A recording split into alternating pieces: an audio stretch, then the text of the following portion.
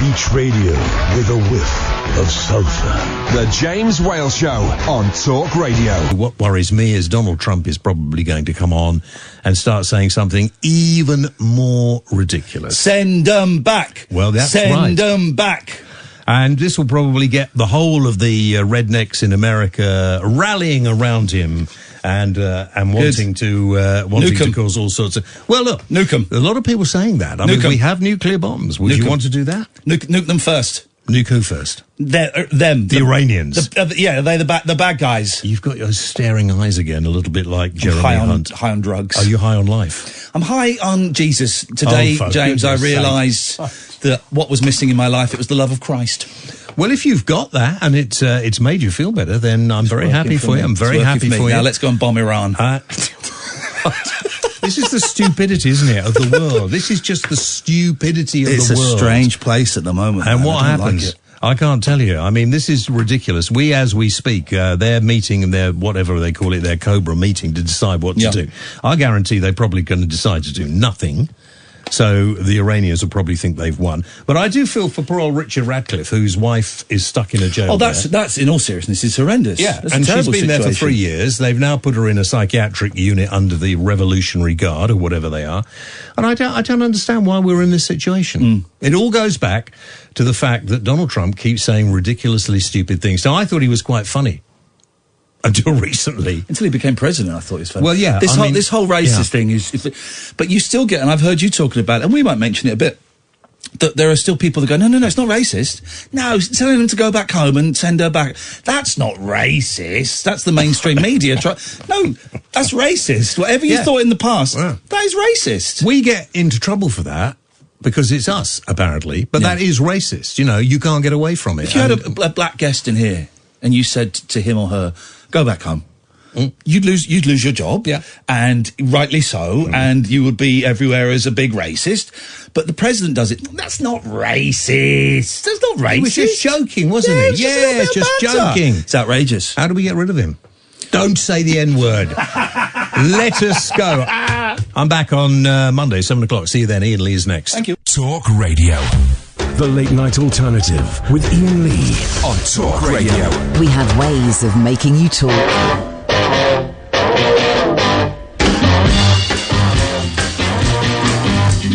not content to be with you in the daytime. Girl, I want to be with you all of the time. The only time I feel alright is by your side. Girl, I want to be with you all of the time, all day and all of the night. All day and all of the night. All day and all of the night. I believe that you and me last forever. Oh yeah, all day and night I'm yours, leave me never.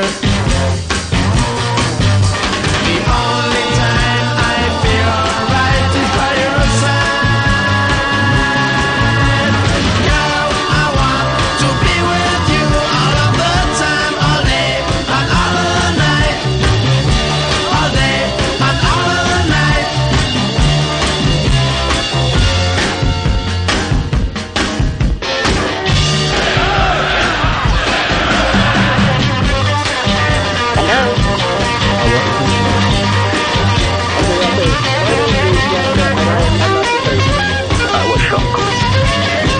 I would not say yes, but I certainly would not say no. I believe that you and me last forever. Oh yeah, all day and night I'm yours, leave me never. The only time I feel alright is by your side. Girl, I want to be with you all of the time, all day and all of the night. All day and all of the night. All day and all of the night. Here we go, dear listener. Here we go. Hang on a minute. We don't go anywhere. Hang on. There we go. There we go. I've got to plug the old headies in, get the studio set for the show. I'm back in the New York groove. Thank you very much to Catherine Boyle for doing last night's show. I listened. I was in bed. I was listening. I thought it was excellent. I loved it. I thought it was excellent. I had a terrible migraine. Well, there's a migraine that just turned into a bad headache, and then I'd lost my voice. Everything was going wrong at the same time. But I'm back tonight, dear listener. 0344 499 1000 is the telephone number. Can I just say to Jack is the guy behind Twitter, by the way, not one of our callers. Your new Twitter sucks a fat one. It's awful. I don't understand it. Luckily, you have not been able to infiltrate Twitter on my telephone, and so I know how to use that one. That one works perfectly. But the Twitter on my computer, I don't understand it at all. It makes no sense to me whatsoever. 034499 1000 is the telephone number. I would love someone to phone up. I know we don't normally do this stuff, but I would love someone to phone up and tell me that's not racist. I would love it. Someone please phone up and tell me how that isn't racist. That is incredible. Go home.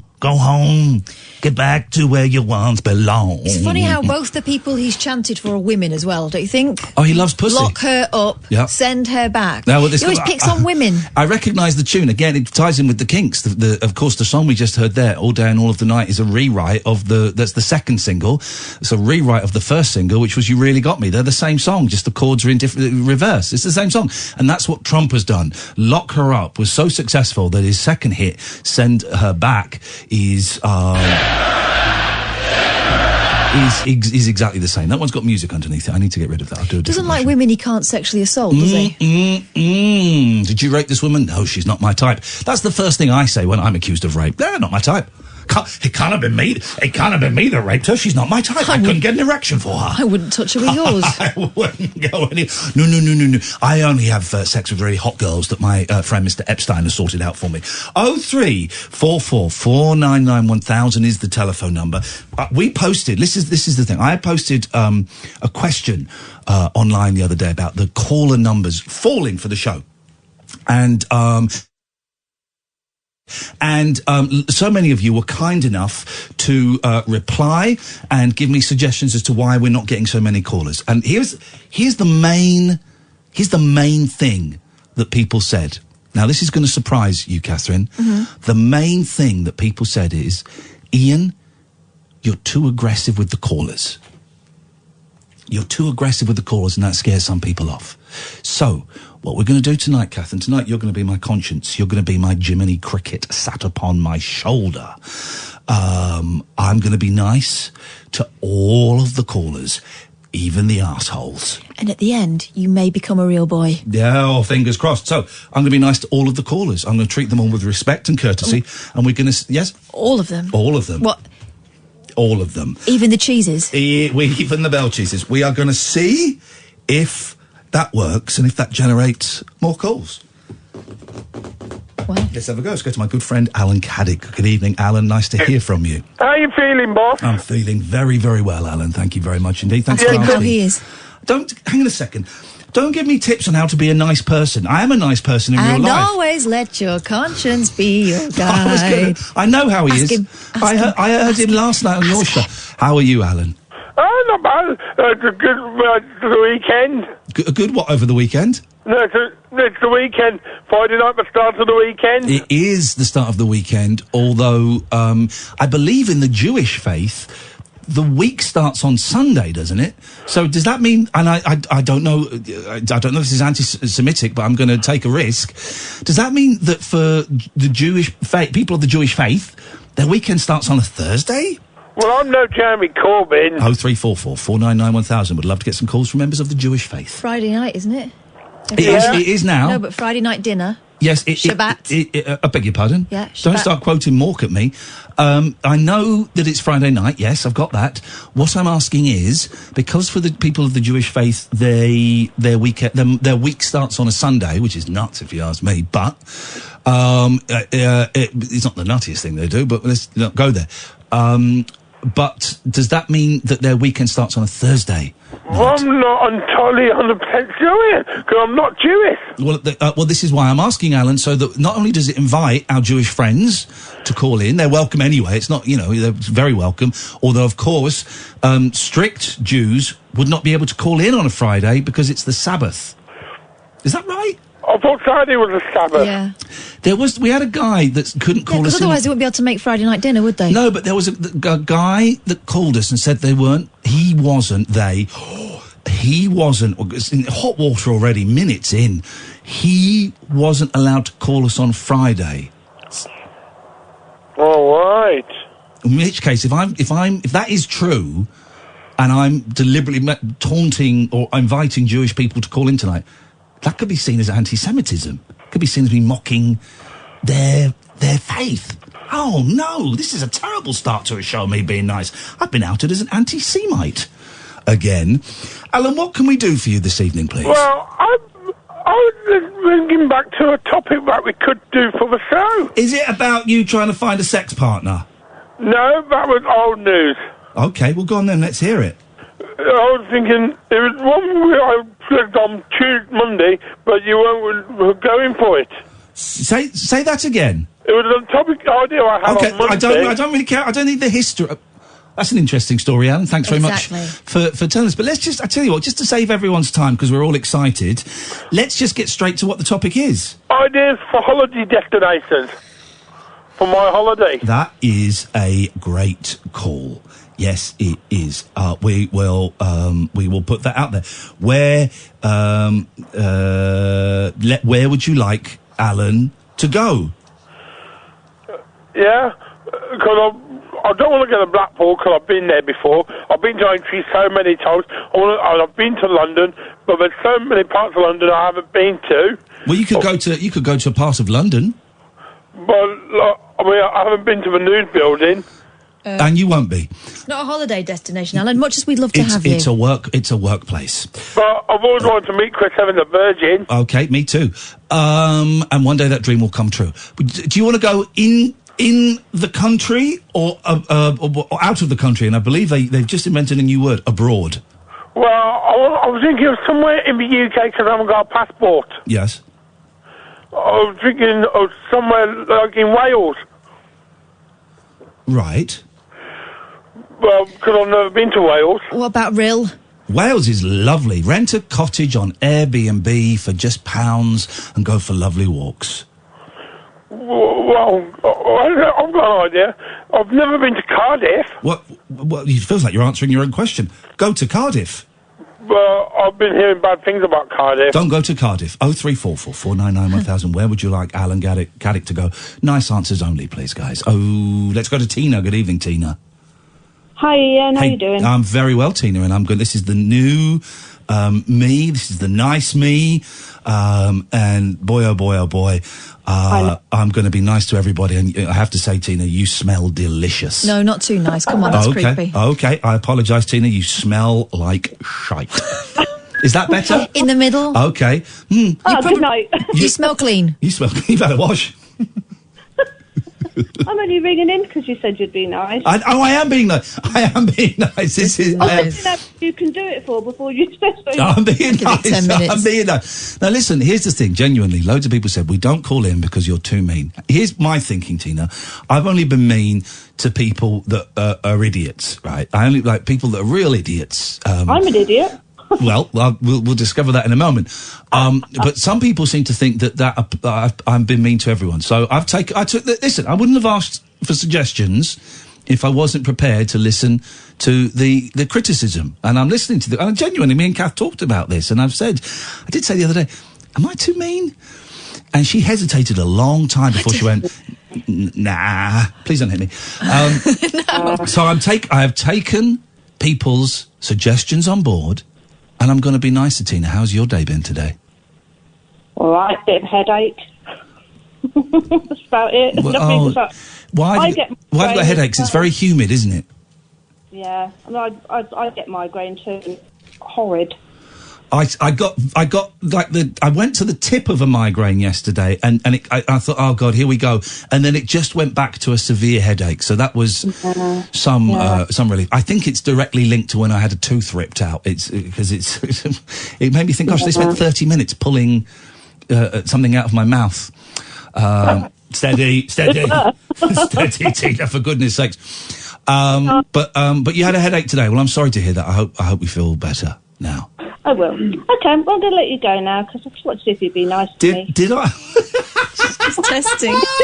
Did I pass the test? You did. You did very well. Thank you, Tina. What are you doing this weekend? Bye, love. She's gone. She's gone. Okay, that's fair enough. Thank you, Tina. I thoroughly enjoyed that. Mark, you're going to be next. 03444991000. Jack says Saturday is definitely the Sabbath. Here's the proof. Sunday, Monday, happy days. Tuesday, Wednesday, happy days. Thursday, Friday, happy days. Sabbath day, what a day. Grooving all week with you. Okay, well that's something. That is something. It checks out. 0344 499 1000. This, dear listener, is Talk Radio. The Late Night Alternative with Iain Lee On Talk Radio. We'll get you talking. I don't want to make the whole show about this, but man alive, this new Twitter layout is awful, isn't it? Maybe they're doing it. This is Late Night Alternative. I'm Iain Lee. You are? Catherine Boyle. Thank you. Maybe they're doing it to help us. They know that Twitter has become an addictive problem, and so they're making it completely unuser-friendly and awful to look at so that we, I don't know, get our lives back. We get our lives back. Maybe they're trolling us. They could be trolling us. It could be the ultimate troll.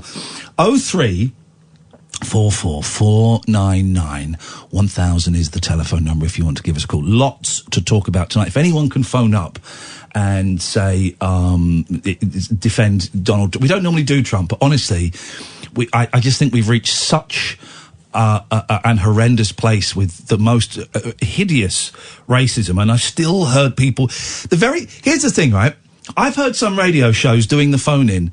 Do you think what Trump said was racist? No. That's not a phone-in. That's not the phone-in. It's obviously racist. There's no question about it.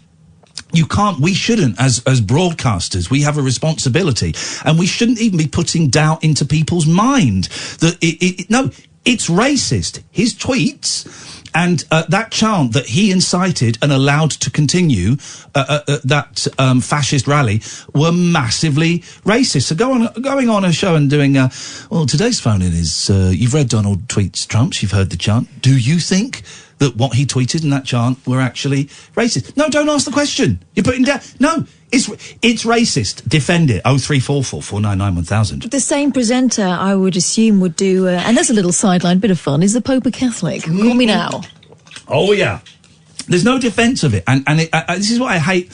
This is what I hate about the BBC. And I love the BBC, but I am beginning to think it's kind of redundant. Although when it goes, man, we're all screwed. Is they do that terrible thing.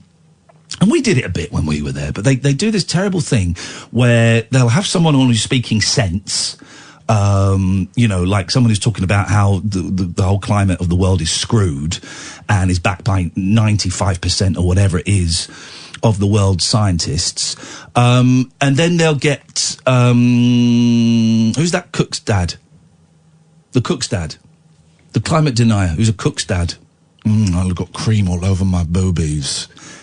Oh, we're talking about Nigella's dad. Yeah, Lawson. Nigel, yeah. They get Nigel Lawson in to go, well, it's all rubbish. Of course, it's all rubbish. And they get, no, you don't have to do that thing. I like listening to a good argument, right? But you don't have to give equal time to bollocks to be impartial. That's not what impartiality means, and the BBC forgot that.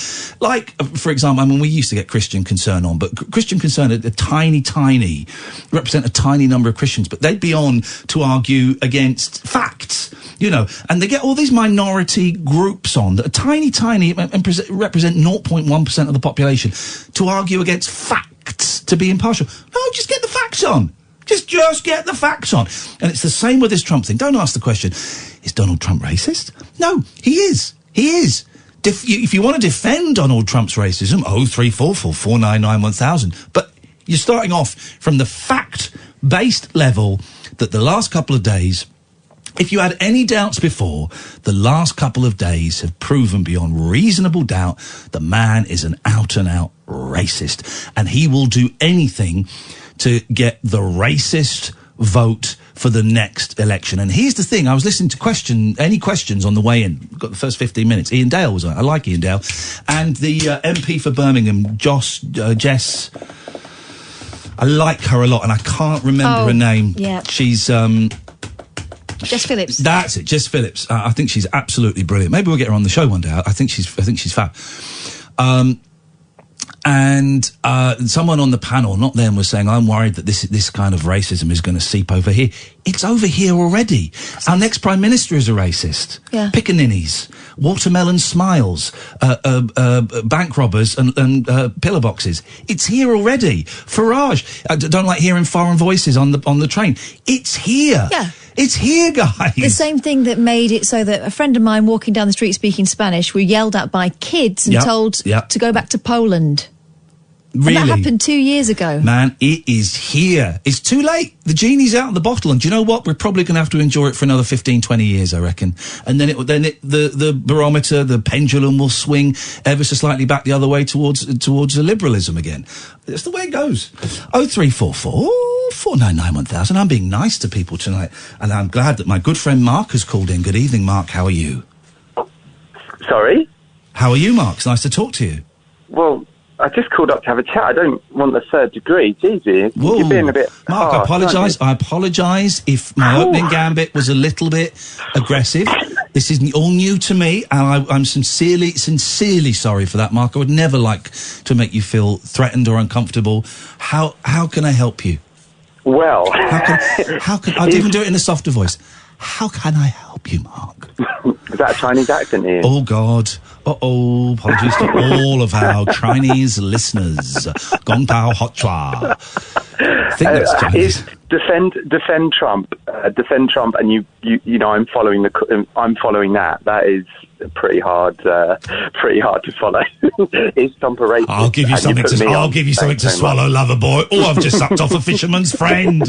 Why do the most annoying gay men always do the joke about, oh, I've just sucked off a fisherman's friend, oh, I'm just sucking a fisherman. Why do we get it? We know it's a cough sweet, and we also know it sounds like blowjobs. Soothers are much nicer. Yeah, why do they always... It's the worst thing about really camp gay men. It's probably the only thing I hate about really camp gay men. It's the fisherman's friend joke. It's the fisherman's friend joke. We were watching First Dates a couple of weeks ago, Kath, and I said, I bet one of them did it. And the response, oh, you mucky pup. For goodness sakes. It's funny. It's classic. No, it's not funny. It's classic. The UK are full of innuendo. So what are you saying? Innuendos are like, that's not innuendo.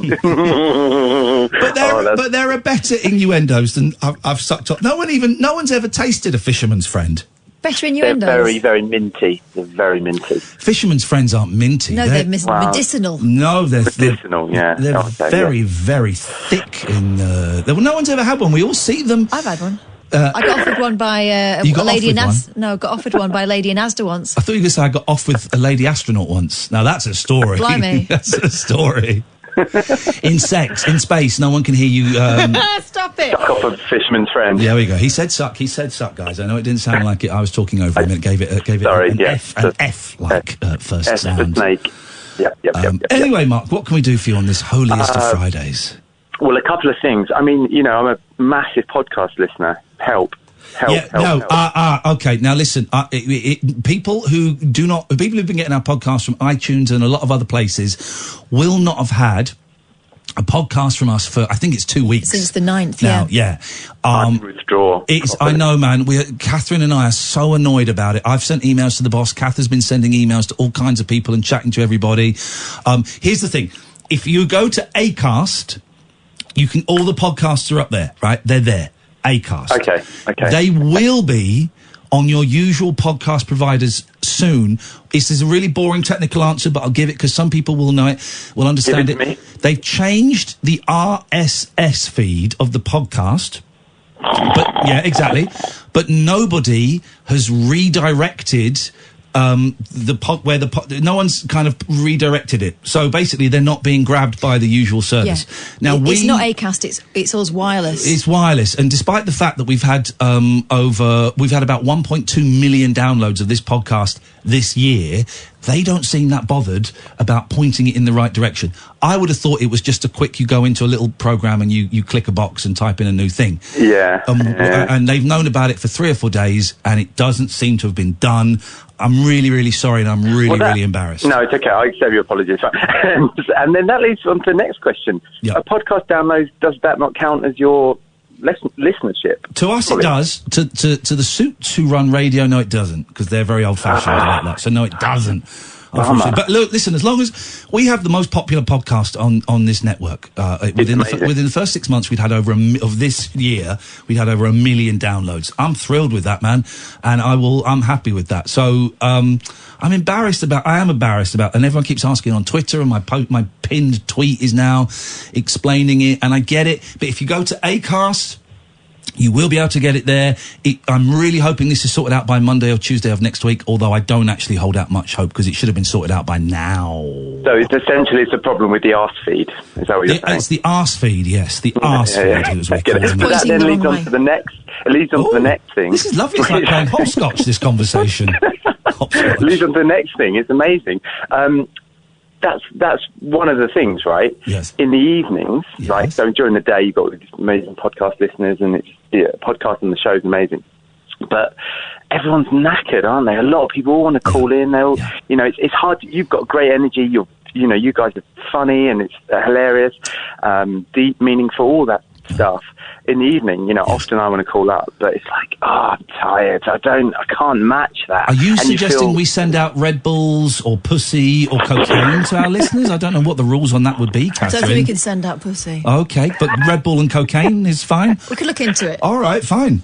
It's one of those free subscription things. Do it for the first month, and then see if that lasts.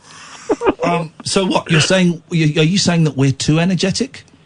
No, look. You guys are definitely starting to get into a rabbit hole that you don't need to go down, right? Like, I think you've been obviously beating yourselves up about what is a fantastic show. It's amazing, and I have. Catherine doesn't care.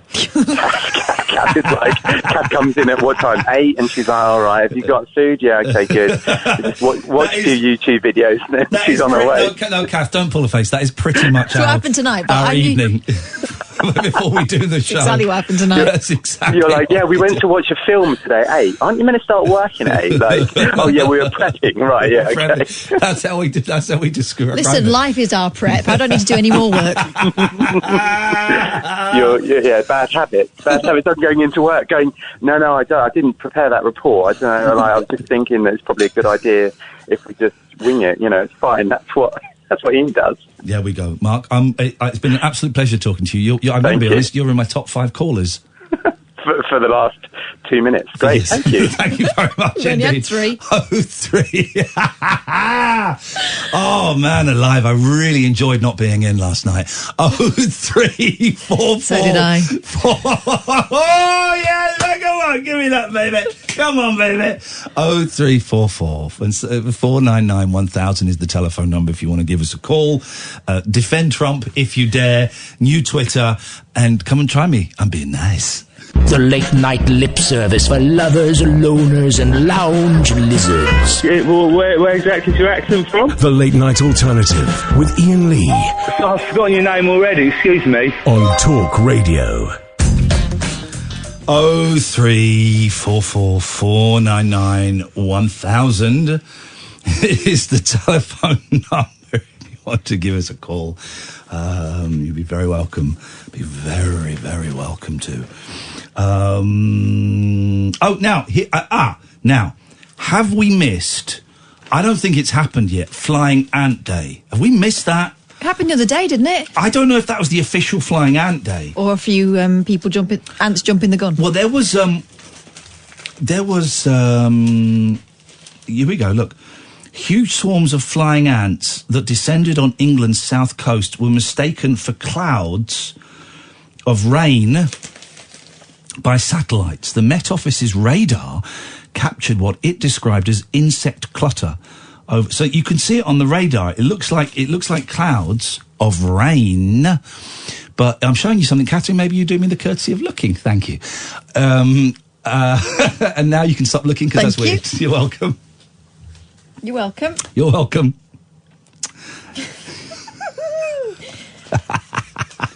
You missed me, didn't you? I'm so high on cough medicine, mate. Off my mash on, well, I've had night nurse and it's not even really night time. That was night time. The Met Office's radar captured what it described as insect clutter over the counties of Hampshire, West Sussex and Dorset. The bizarre recordings were made between 8 a.m. and 11 a.m. on Wednesday. Now, I've seen one or two flying ants flying around, like the cocky little things that they are, but I've not had a swarm invasion yet. And so I just think everyone, because I've had a few people, our good friend Scott Balcony said it was Flying Ant Day. I don't think we've had Flying Ant Day. I think you'll know it when we have Flying Ant Day. You'll see it. Then you'll go, this is Flying Ant Day. Lock the doors, close the windows, stop the clocks, let time stop. I wonder if I can remember that poem. Keep your mouth shut. Let me see if I can remember that poem. From Fwaf.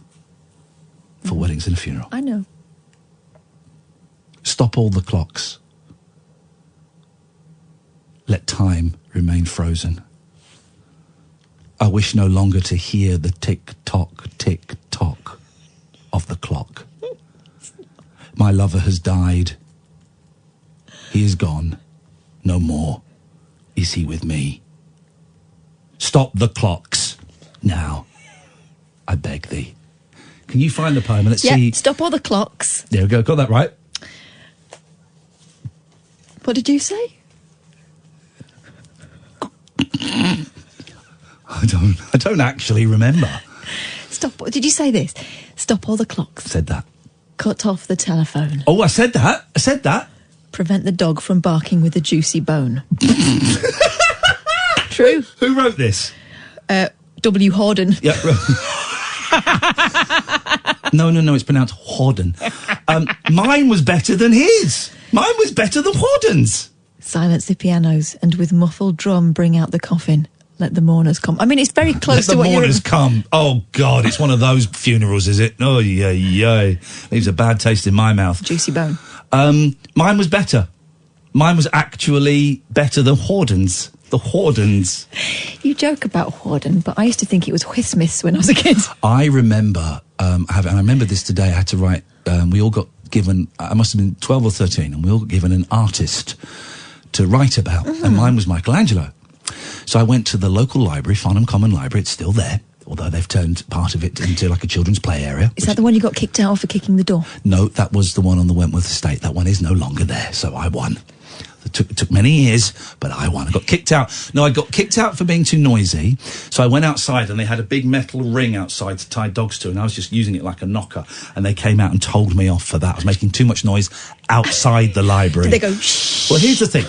That library is now closed. And secondly, you can make as much noise in a library as you want. So I've won on double counts.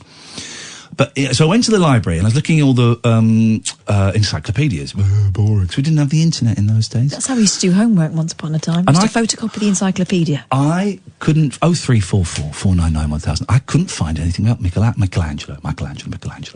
So I went over to the librarian. I was like, I can't find anything about Michelangelo. She went, well, let's go and have a look. Straight away, she found it. Do you know what I was doing wrong? I was looking under Angelo. Because I believed his first name was Michael. Didn't know it was one word. You laugh.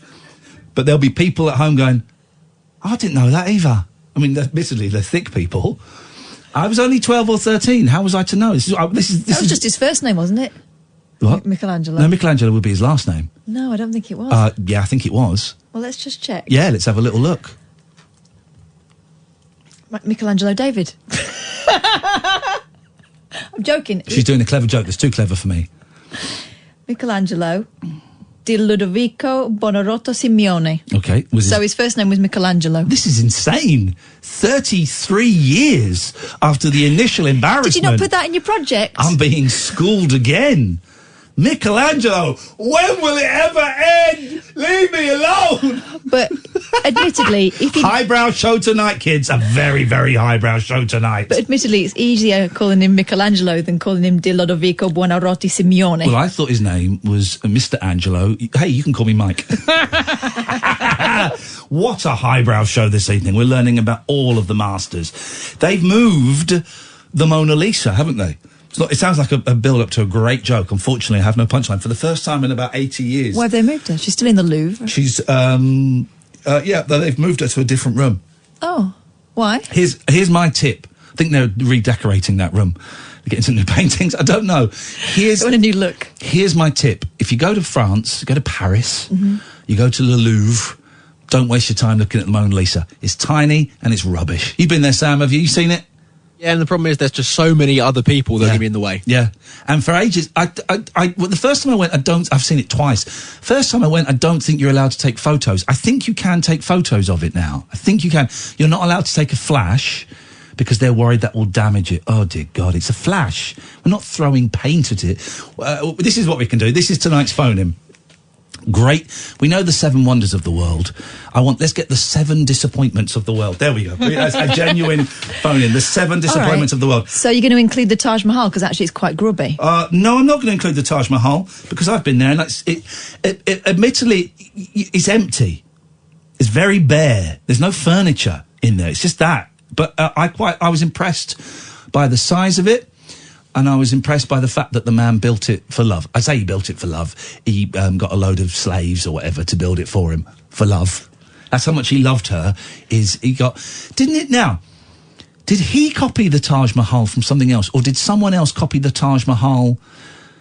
There's one in Pakistan. There's a Taj Mahal in Pakistan, Sir. And the fella just copied the Indian fella's Taj Mahal. I've been to the Taj Mahal. I did a really lovely thing for my in-laws. Is that they'd been to the Taj Mahal about 50 years ago, and there's a picture of them sat on the Lady Diana, still get choked up, on the Lady Diana Spencer bench, where that's the picture all the tourists go, right? And so there's a picture of them sat on that bench, and so then when me and my wife went, it's for our honeymoon, we wore similar clothes. We took that picture with us and we recreated that picture, the pose, everything. We recreated that picture. I thought that was a nice gesture. We showed it to our in-laws. They went, that's weird. Yeah, they did. So, the 7 disappointments of the world. I'll tell you what, if someone else phones up with the Taj Mahal, we'll put it on. But at the moment, I'm disputing it. And I've heard the pyramids are a bit grubby and all. If you turn around, there's loads of bin bags floating about. Have you been to the Taj Mahal? No. Right. Have you been to the pyramids? No. Then we need people that have been there. I've Googled both. Okay. But we need someone who's been to within 150 metres. Exactly. I've heard that the pyramids are grotty, but that might just be people bad-mouthing it because they slept with the pyramids once and then the pyramids never called them back. Yeah. So they're just bad-mouthing them. Yeah. So if you've been to see the pyramids, please let us know. Are they grubby? Oh, as Catherine says, 0344 499 1000. We got Mark, we got Giselle, and we could have you, dear listeners. We compile the 7 disappointments of the world.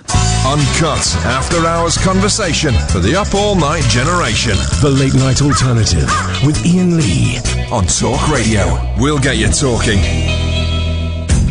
We are compiling. You can call in about anything. You know the rules. 0344 499 1000. Free for most of you. Pennies at most. You'll speak to Sam. He'll take your name and number. Give you a call back. We are compiling the list of the 7 disappointments of the world. So far, we have the Mona Lisa. Catherine and I have both seen that. And you'd agree with the Mona Lisa? Yeah, I've seen bigger out there. Yeah.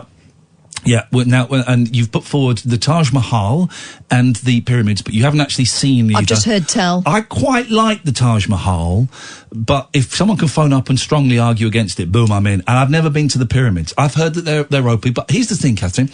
I don't judge people or places on rumours and speculation. I like to get it from people who've met them. You know Dante?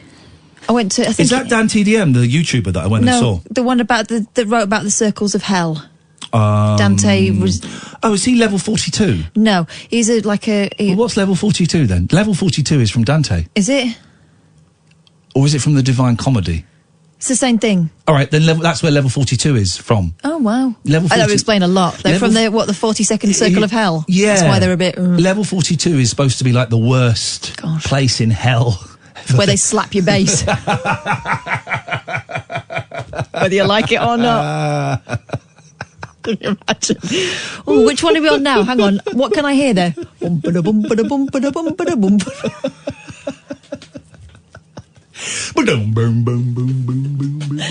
We went to Dante's tomb. I think it's in a place called Ravenna. But the reason I remember that was because, you know, it's supposed to be somewhere that you go, you know, it's in memorial to someone who changed, you know, our civilization for the better and all that.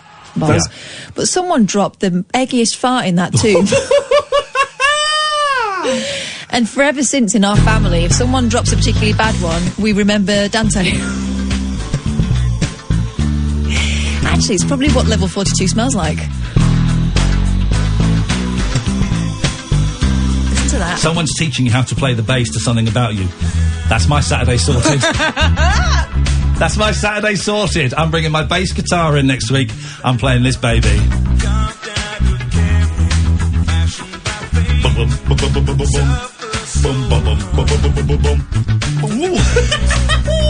How satisfying. It's quite often what I do when I've got nothing to do is I'll go on YouTube and learn how to play really boring stuff that I would have no use for. That's not as good as the bum ba da bum ba da bum ba da bum ba da bum. Oh, I know the one you mean. I know the one you Runs mean. in the Family? Yeah. Let me get that. That's the classic. Yeah. Hang on a second. Here we go. This is the one you mean. This is absolutely. Where we go. There we go. Hang on. What was it called again? Bum ba da bum ba da bum ba da bum That's ba da it. bum. Here we go. Here we go. Ba da bum ba da. Here we go. Here we go. I think it's called bum ba da. Here we go. That goes like this, I think, doesn't it?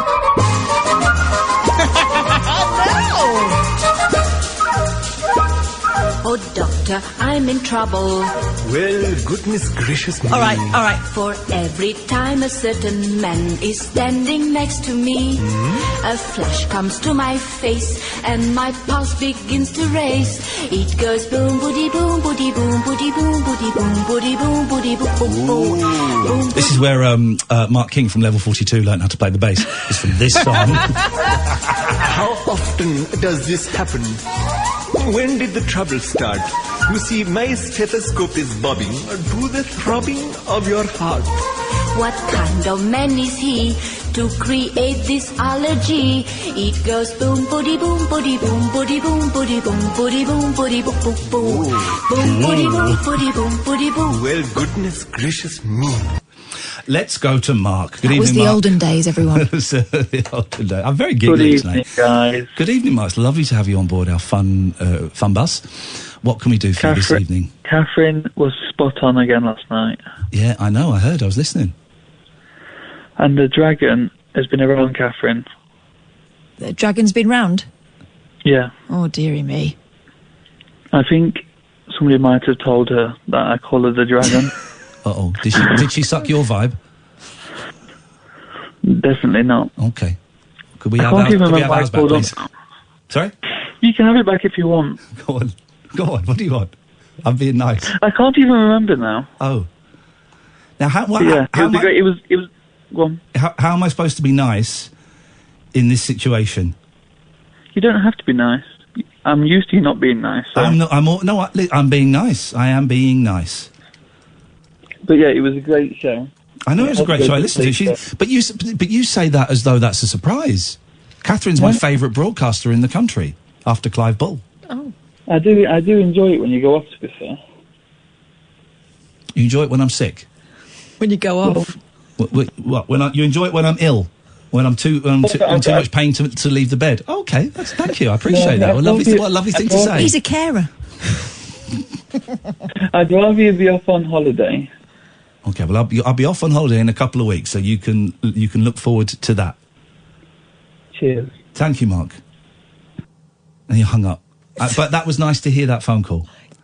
Yes. And thank you. Some good points raised. Say that. Some great points raised.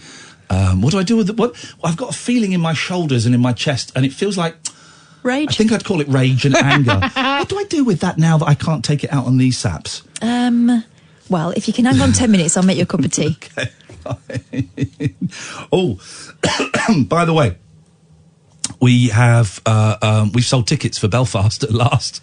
We've sold just under half the tickets for Belfast, which is great. A week's time, not tomorrow. A week tomorrow, we will be in Belfast. So if you're in Belfast and you'll be there next week and you've got nothing better to do, why don't you come and hang out with We've us? sold just under half, which we can work with. We're still going to lose money. That's fine. It just means we're kind of paying a little bit. It kind of means we're paying like £100 to go on and have a weekend in Belfast, which I'm fine with. I would like to sell more tickets though. If you want to come, it's going to be a laugh. We'll be a great show. Even if only 5 people turned up, we would deliver the show of our lives. If you want to get tickets, Iain Lee, IAINLEE.com/event. I've only got 2 shows in the diary now. Belfast next week and Bath in September. Bath is almost sold out. I need to check the tickets on that. IANLEE.com/event. That's the place to go. Good evening, Giselle.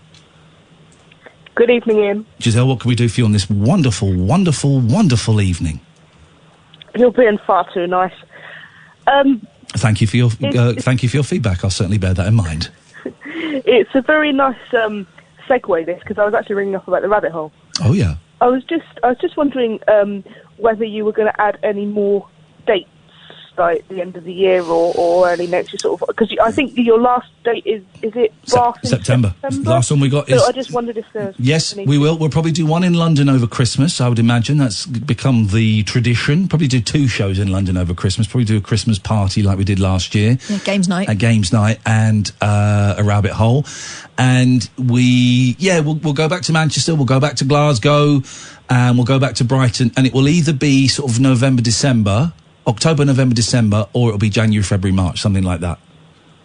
Awesome. Do you think you could, like, from the east of the UK, because I know, like, the last time you and Catherine were in East Anglia, you went to Great Yarmouth, and I don't quite blame you for not wanting to come back. Did we go to Great Yarmouth? We went to you went Scarborough. and sat on chairs. No, we didn't. I think. The one we sat in on sofas. Where was that? Was that Yeah. was that Yarmouth? Did we? You said Remember about the one we sat on sofas in that big place that had sofas in there? Do you remember that? And the woman brought me Doctor Who DVDs from her son. That was in Scunthorpe. Scunthorpe, yeah. That's not Great Yarmouth. Scunthorpe. We haven't been to Great Yarmouth. Scunthorpe. Have you been to Great Yarmouth? Because you said that you were there and you had to go on the rubbish Greater Anglia train. We might. No, that was when we were going. We had to go and do I don't really care. I'm bored. Well, here's the thing. No one came. We can only go where people come, and no one came. So probably not. Unless we get a petition of 100 people. Unless 100 people send us £10 each, and then we book a theatre. Because I don't even want a petition, because people will fake their signatures like I do when I sign petitions. I'll send you a tenner. Okay, well, that's one. We need 99 more. Okay. No, you need 99 more. That would Here's the thing. No one came, so no, probably not. We didn't go there. We went to the east, though. We went to the east. I'm not saying Great Yarmouth, but we went east. Maybe. And no one came, so no. We won't be going back to Newcastle again because no one came. We will try Wales. But that's... Isn't that just directionist, Ian? Yep, it is. No, it's called business sense. It's true. If no one comes, it costs us a lot. It costs us a lot of money to do it, right? Because we've got to hire a venue, we've got petrol or train or plane, and then we've got to get like a hotel or Airbnb, and it costs a fortune. And if no one comes, a couple of times we can lose a couple of £100, but after that it just starts getting a bit silly, really. It's making sense to keep doing it. Just stay at mine. Get out of town. Never stay with a listener. I learnt that lesson the hard way. Thank you, Giselle. Let's go to June. Good evening, June. Hi, Ian. Nice to hear you back again. Thank you, June. Although it was lovely listening to Cass last night. She did a great job, and I don't know why everyone sounds surprised. She's a professional broadcaster. Well, exactly. The reason I phoned is pyramids. Yes. Have you been? I have. Are they rubbish? 52 years ago I went. Okay, so they were still quite new then. Yes. And I'll tell you what. Yeah. They were awe-inspiring. 52 years ago, you were allowed to go and lick them, weren't you? You could go right up close without having anybody... We went to, I don't know how they pronounce it now, Cheops's pyramid. That'll do, sure, why not? Giza. Yeah, why not? And we actually were able to stand on one. Exactly. You're not allowed to do that I anymore. I don't think you can go anywhere near They've them got now, all, they've but- got all protective of the bloody pyramids. They've been there for over 2 million years. I don't think a they've got tourist smoking a fag on it is going to make any they've got difference. Laser shows Yeah. and all this rubbish. I mean, I went by camel. Sorry? I rode a camel. I've ridden a camel. It's the worst thing is when you get off it because they kind of kneel down, don't they? I know, they're horrible. Oh, They're you frightening. disgusting creatures. You try making love to one.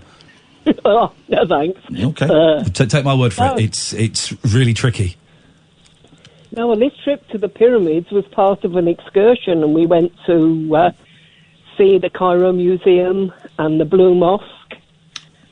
And Mosques everywhere. Incredible. They've even built one What near a- the pyramids now. Outrageous. Have they really? I made myself laugh there. We thought it was actually quite a biting, satirical joke. So hang on, June. We're compiling a list of the 7 disappointments of the world. Are you saying the pyramids should not be on that list? Well, they might be now. They weren't then. Right. So, okay. Well, so you're saying 52 years ago they weren't, but we need someone to who's been there more recently to verify that or confirm or deny. June, thank you very much indeed. We'll put it out there. We need someone who's been to the pyramids sooner, more recently, fewer than 53 years ago. 0344 499 1000 is the telephone number. What other places? I'm trying to think where... Statue of Liberty's quite small, isn't it? No, it's not actually. It's huge. No. Thanks, Sam. You want to say something? It was tiny. Mini. No. It's not as big as it was in Ghostbusters 2. No, Statue of Liberty is huge. Did you actually go on the island? Or did you just... Went past it on a boat. Exactly. 150 metres, though. Mate, Sam, did you go on No, the... I went on the actual island. I still thought it was small. Okay, well, your view doesn't actually count, it turns out, because you're talking balls. Now, here's the thing, right? If you go on the boat past it, well, it looks tiny because you're miles away from it. So you're too tight to have paid. But you went... But you're like into virtual reality, Sam, and 3D and... You know me so well. I do, and video game, all this stuff. So that old tech must look quite quaint to you. It's not like the Empire State Building. You probably thought that was tiny as well, did you? No, that was, I'll allow, that was pretty big. Will you allow the estate? Yeah. Thanks, Sam. I appreciate Hello, that. rude boy. Rude boy. Okay, well, if we get one more person phoning up saying Statue of Liberty, although I think that's, I actually think that for you to say that is a little bit racist. Send me back. Okay, okay. I'm not putting that on there until someone phones in and confirms or denies it. 0344 499 1000. Anywhere you've been, Sam, that's disappointing apart from that room this evening? I thought the Leaning Tower of Pisa was pretty Now, I've never seen it, but I've always thought, I bet it's, what a con. What a con. Yeah, and it's like, it's impossible to get a photo in front of it without 100 people behind you doing the old leaning. Holding it holding up. Yeah, I'm putting that on. All it is, we're celebrating shoddy workmanship. That's it. You got, oh, yeah, come and see this thing. We built it really badly. No, thanks. I want to see something you built well. 0344 499 1000. This is the Late Night Alternative, weeknights from 10 with Kath and Iain on Talk Radio. The Late Night Alternative with Iain Lee on Talk Radio. We have ways of making you This was talk. number 4, Jazz, in November 1960. Goodness gracious me, Danny. Oh,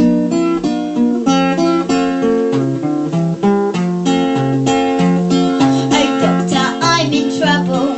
Well, goodness gracious me. For every time a certain man is standing next to me, a flush comes to my face and my pulse begins to race. It goes boom, booby dum, booby dum, booby dum, booby dum, booby dum, booby ba ba, boom, booby dum, booby dum, booby dum. Oh, goodness gracious me. Often does this happen when the trouble starts. See, my stethoscope is bobbing to the throbbing of your heart. What kind of man is he to create this energy? It goes boom, booby dum, booby dum, booby dum, booby dum, booby dum, booby ba la ba, boom, booby dum, booby dum, booby dum. Well, goodness gracious me. From New Delhi to Darjeeling, I have done my share of healing, and I've never yet been beaten or outboxed. I remember that with one jab of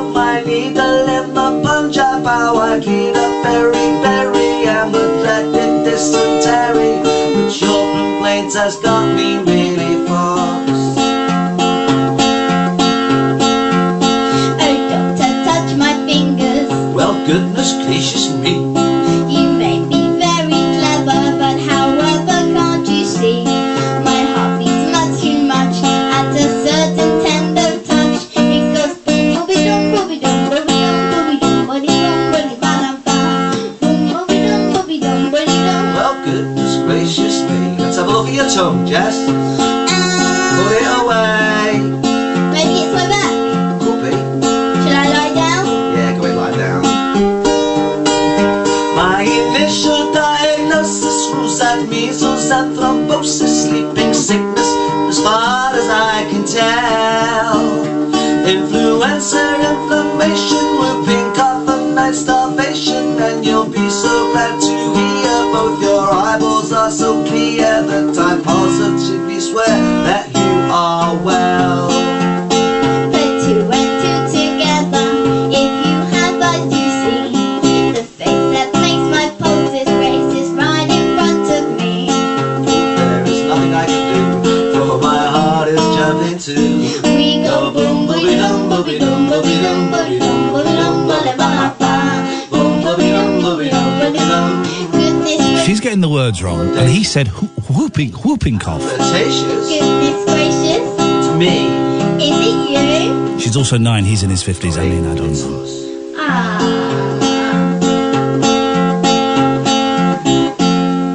Well, I think that went rather well. We got the words wrong at the end though, Jazz, didn't we? It is me. It is you. Sorry, it is us. But that's okay. That was weird. 0344 499 1000, dear listener, the late night alternative with Iain Lee and Catherine Boyle. You are welcome to give us a call about anything that you want to give us a call about. I think my voice is holding up, just it's holding up just a bit. Oh, I tell you what we'll do in the next half hour or so is we will get the latest on our Tinder experience. We have put the show on Tinder to hopefully get a little bit of Jack and Danny, and that's rhyming slang for more listeners. And we'll see how it's going. I'm not allowed to handle it for legal reasons, and Catherine is not allowed to handle it for religious reasons.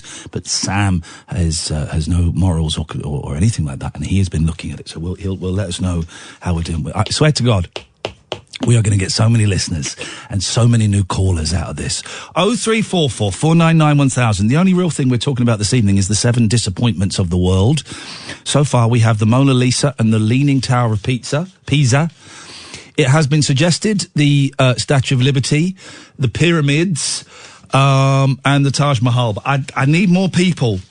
I need more people to speak up against them, if that's at all possible. We need more people. I've not had enough evidence.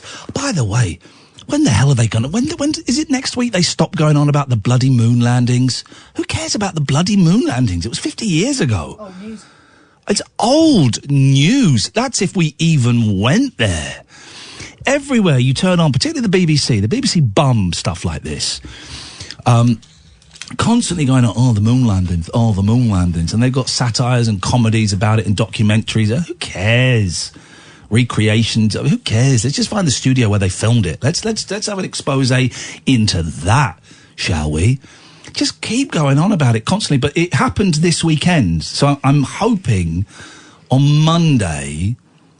I bet someone's got set up like a Neil Armstrong Twitter account. If Neil Armstrong had Twitter 50 years ago, this is what he would be tweeting. I'm getting in the spaceship now. I'm a little bit scared. I hope the moon landings go well. Just constantly going on about it. And dear listener, this week I posted a little blog asking, why are we not getting any callers anymore? And the main thing was that I'm too mean to the callers. So I'm being nice from now on. I'm going to be nice to the callers. And Catherine is guiding me in this way. Thank you, Catherine. How do you think I've been doing so far? Very well. And there was only one slight glimmer of rage there. Where was who? You suppressed it about 10-2 when you were feeling angry with Mark. Was it Mark? He was a prick. Mark the carer. No, we don't call them people that, do we, when we're being nice? But he was a prick. He was challenging. He was challenging. He was rude and a prick. Wow. He was, wasn't he, Sam? Yeah. I'm supposed to be nice to those people as well, am I? Apparently. Wow. I said this was too difficult for you. No, I can do it. It turns out this being nice thing is tougher than it looks, but I can do it. Can I make a suggestion? Yes, of course you can. I'd look forward to hearing your suggestion, Catherine. Maybe we drop the word prick. Okay. And we bring in... Bell end? Silly sausage. Okay, all right. Because your sausage is still prick-shaped. Okay. So we know what it means. And you prick it when you're cooking it? Well, you don't have to. Apparently sometimes Not you don't. anymore. In the olden days you had to. You did, yeah. You don't have to cut crosses into the bottom of Brussels sprouts anymore. You don't. You don't. But if you like to... I just like to. It works for me. All right, fine. Well, Mark was a silly sausage. There we go. That means prick, right? Yeah, it does. Okay. 0344 499 1000 is the telephone number if you want to give us a call. So where do we stand on playing... I played a cover version there that was Danny McEvoy and Jasmine Thorpe doing Goodness Gracious Me. Mm-hmm. Where do we stand on playing the Peter Sellers Goodness Gracious Me? I don't think it's racist. No, I think it all depends on tone, right? So if someone's doing it to taunt someone... Yeah. That's bad. Yeah. But actually, hang on, no, you're asking the wrong person. You're supposed to ask the people that it's affecting. Are you a person of colour? Is Peter Sellers racist? 0344 499 1000. No, you're right. You're absolutely right. But we can talk about it. But yes, we can't go definitive on it because it doesn't affect us. I mean, he did that a couple of times. That was a film. That came from a film with Sophia Loren. I don't know what the film was called. But he also blacked up again to play the guy in The Party. What's the character's name? Ranjiv S. Bakshala, I think. Can you Google that? And say what was Peter Sellers' character's name in The Party? I think it was Ranjiv S. Bakshula. And I've not seen that film for 35 years, so I'm. Let's see. So it's a funny film, but. Hang on. We got all night. We'll come to you in a second, John. Don't worry. 0344 499 1000. Directed by Blake Edwards, who of course married Julie Andrews. Yeah, of course. Directed many movies, most of them rubbish. Hurundi v. Bakshi. Hurundi v. Bakshi. Okay. I think those are the only two movies where he blacked up. Of course, Spike Milligan did it in the 70s in the sitcom Curry and Chips. Unacceptable now. Completely unacceptable because it was done in It Ain't Half Hot Mum. Completely unacceptable now. But does that negate the song? Of course, the TV series Goodness Gracious Me is named after the song. Yeah. And I believe... And I'm stretching my memory because it's not a show I was particularly fond of, although I watched some of it. But I'm sure I read an interview with members of the cast who said that actually they looked on that Peter Sellers character as a bit of a hero because in the 60s, I think that film was from 59, 60, you never saw Indians in lead roles. This is why I have it on good authority that Indians... love Elvis Presley. Right. Because in the film Charo, he plays a Native American, what we would call a Red Indian back in the day, and he browned up a little bit. Right. And quite often, this is no word of lie. If there's any Indian people out there listening, give me a call to back me up on this, because this is a weird one. I grew up in Slough. There's lots of Indians and Pakistanis and Bangladeshi. And quite often, I would go to an Indian friend's house. There, on the wall in the living room, would be a framed picture of Elvis Presley as Charo.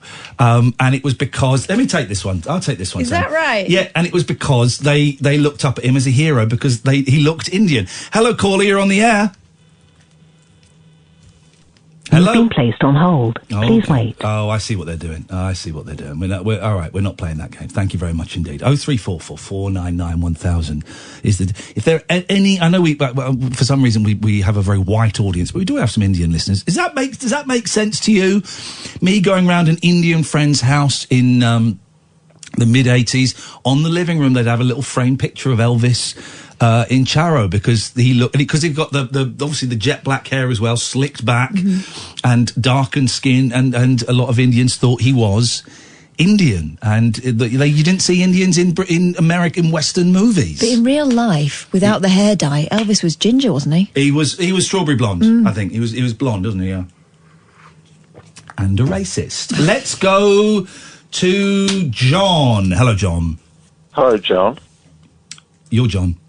I'm John, yeah. You're Ian. Okay, and you're stoned, it sounds like. Yeah, but a little bit, yeah. Okay. Yeah, well, I can't remember what... You wanted to know about Donald Trump. I mean, you were going on about Donald Trump and his racism. An hour ago, yes.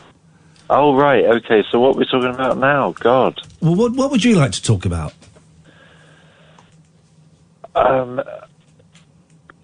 I think I might be too stoned, but I did... Oh, no, this isn't going well, is it? This is going brilliantly as far as I'm concerned. Oh, right, okay. Okay, so I tweeted you a couple of tweets, and I feel really bad about it because I was very mean to you, and you sounded absolutely bombed out of your head when you started the show tonight, when you did your changeover with James. And now I'm completely bombed out of my head. Well, one of you was bombed out of their heads. I can tell you that Ian's completely straight. I haven't been bombed out of my head for about 16 months now, guys. Oh, my God, that's amazing. It's incredible. What a trip. Yeah. So that's good. What were your mean tweets that you sent me? Oh, just that, and the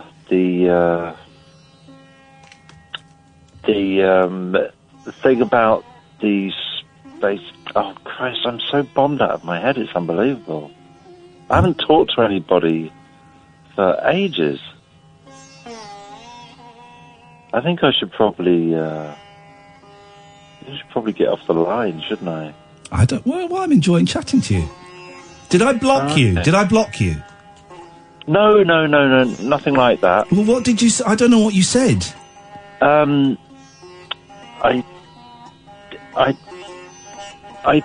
You read out a tweet that I sent you a few weeks ago about the Donald Trump was going on about Mars and the moon being the same thing. Right. I said it was clear what he was talking about, that the moon is a kind of... Oh, I remember that tweet, yeah. Yeah. And, I don't know, I just don't understand your show. Because you have people phoning you up, and it's all very strange, and now I'm... This is a guy on drugs saying it. Strange. This is a guy on drugs saying he doesn't understand the show. What hope is there for everybody else listening? Yeah, I know. It's amazing. I'm just realising how out there everything is by phoning your show. And I don't know. I might be live on air. You are live on air, yes. Making a complete idiot of myself. Again, yes. It's extraordinary. It's outrageous behaviour. But I'm enjoying chatting to you, John.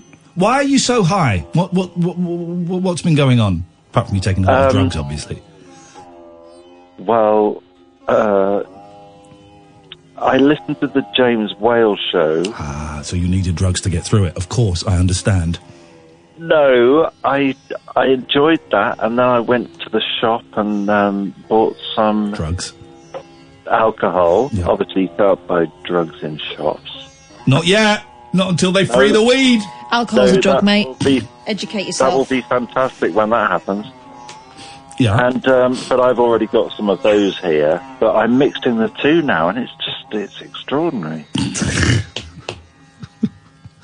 And okay. And, you think you listen to a radio show and you think everything.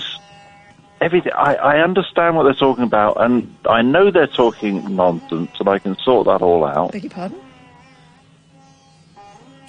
Sorry. Say that again. I said... But say that again, but can you say it slower for me, You're listening to a show on the radio. You know that they're talking... Can you say it slower for me, Are you going to do something very odd with my voice or something? You're speaking too fast. Am I?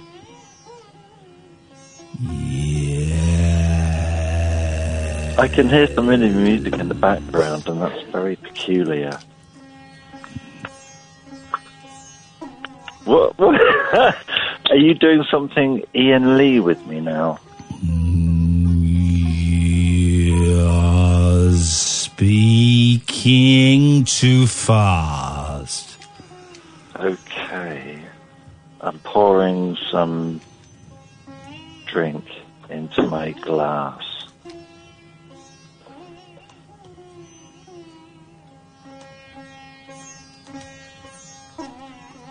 What's going on? Have I been put onto a sub-channel here?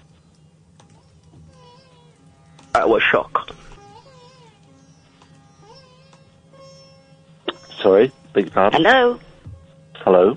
Hello? Hello? Hello? Hello? Am I talking to myself here? What? Am I talking to myself here? You could be. What are you beefing on about? I don't know. I have no idea what's going on anymore. Are you real? I'm absolutely a real person here, drinking cider, smoking, Sorry, what are you talking about? Who the hell is Ginger Baker? I beg your pardon? Who the hell is Ginger Baker? I don't know what that means. Who's that? Well, who's that? Unga, unga, unga, shanga, unga, unga, unga.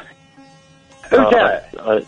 I see, I've been put onto a thing because I'm, yeah. Alright, sorry to disturb all of Please don't go.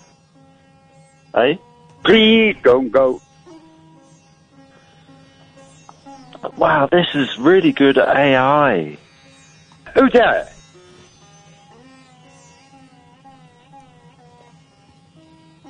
What's the matter with it? There's nothing the matter with it. It's brilliant. I like the mushy peas. Okay. Bye now.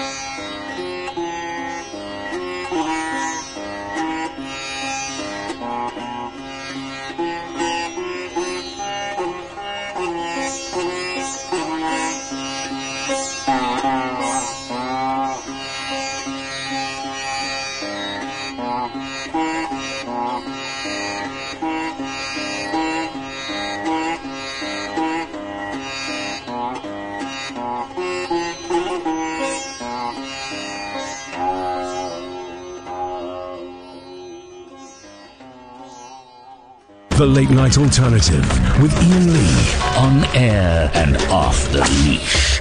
On Talk Radio. The Met Police have been hacked, the Twitter account only, by some children.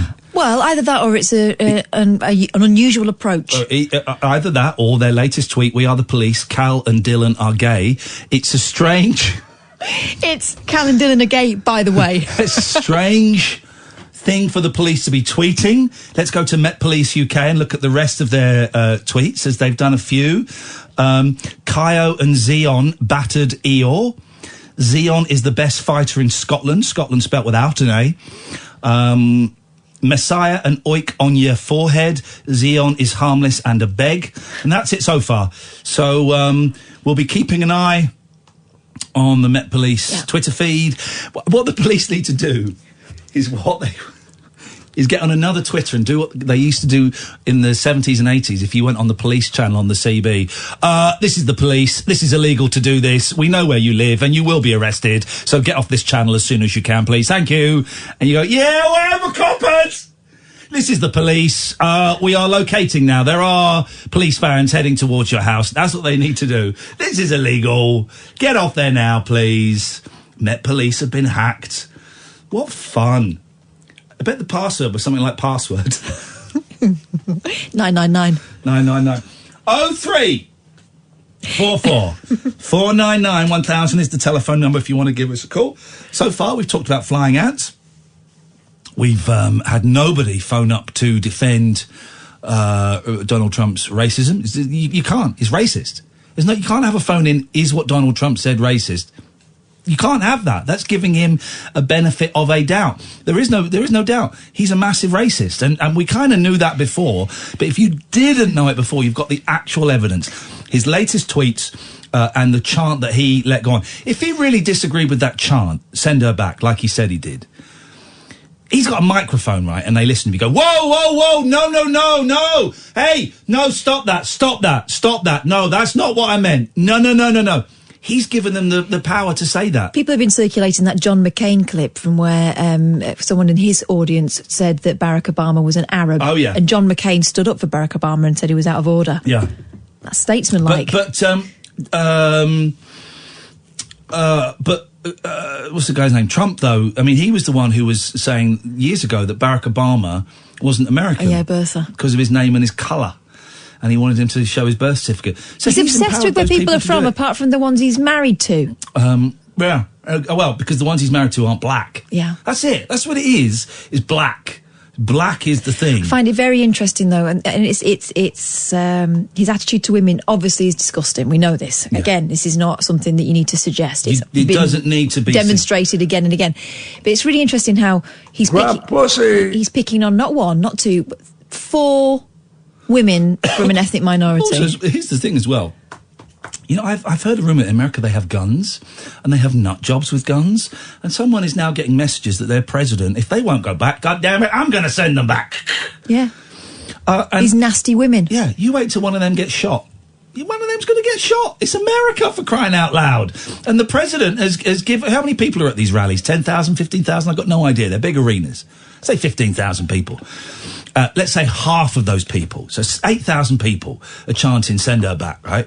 He's given them the power. You go on the mic, you go, whoa, no, wait, whoa, no, that's not what I meant. He just stood there and took it. He's given them the power. And then he gets Kellyanne Conway to stand outside the White House and say, we all know he didn't mean that. He didn't say that. That didn't happen.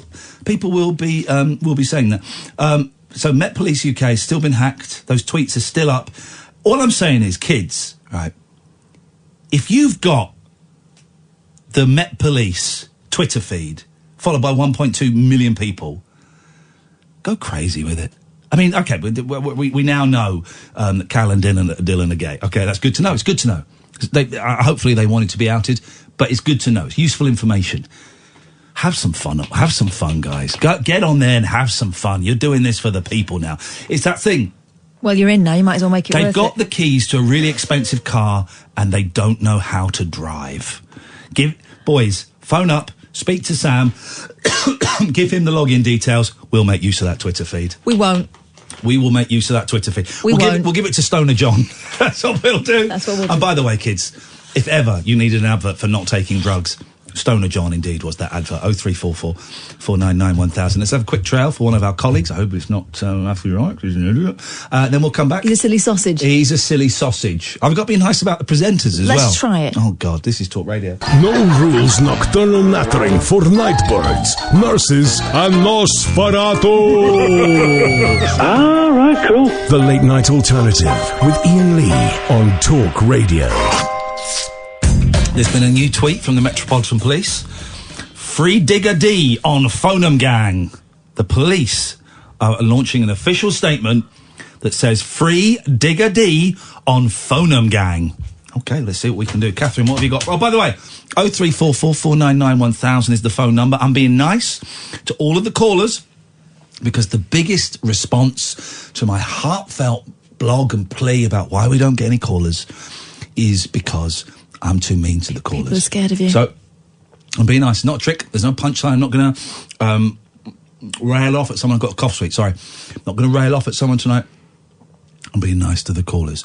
Here's the thing I noticed as well. When you sat in this chair earlier in the week, yeah, when I'd been a very brave boy and had a tooth taken out, And then Did when they give you a sat sticker, in- by the way? They didn't give me a sticker. They gave me the tooth back. He said, I'm not really supposed to give it to you because it's a body part. And I said, and this is genuine what I said, what am I going to leave for the tooth fairy then?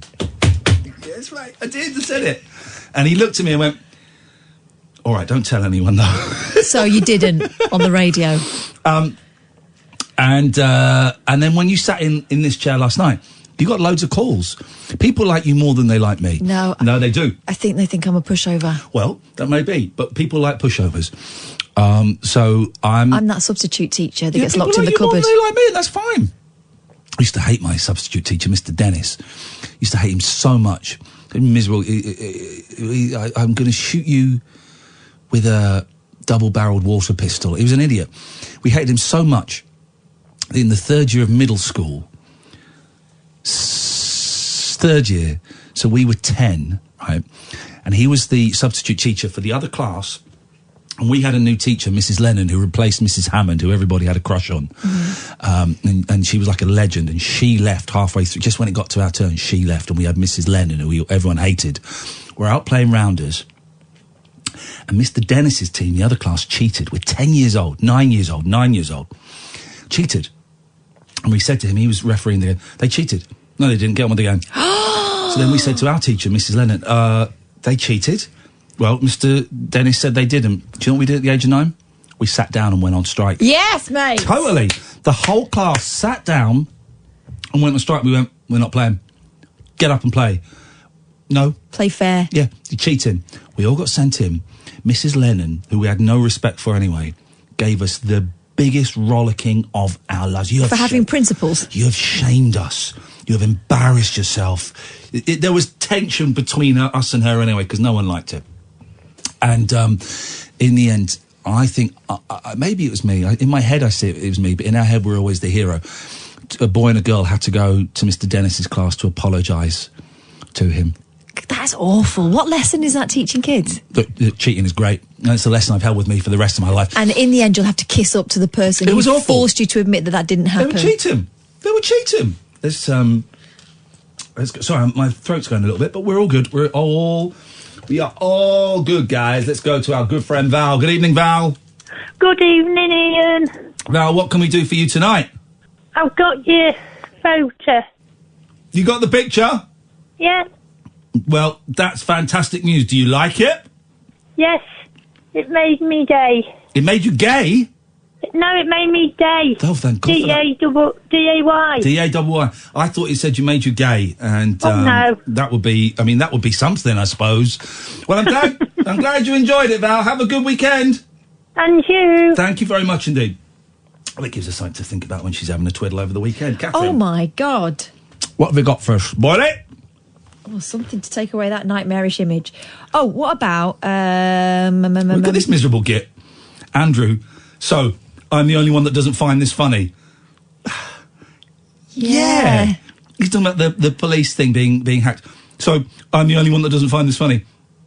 Yeah. It's childish. As I said, this is brilliantly infantile. Yes. What harm is being done? Free Digger D. Unless he's a murderer. Or a sex offender, in which case let's keep him locked up. Free Digger D. Yeah, but yes, you're the only one.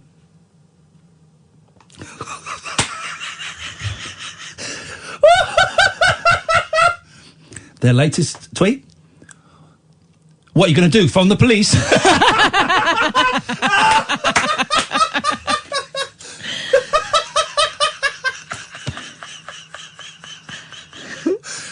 What are you going to do? Phone the police? You're going to tell my mum? These guys are legends. Hey, first night of the school holidays and they've started with a bang. The next one is, no comment, get my lawyer. He's done a rude one there, F the police, okay. That's a bit naughty. What are you going to do, call the police? No comment, get my lawyer.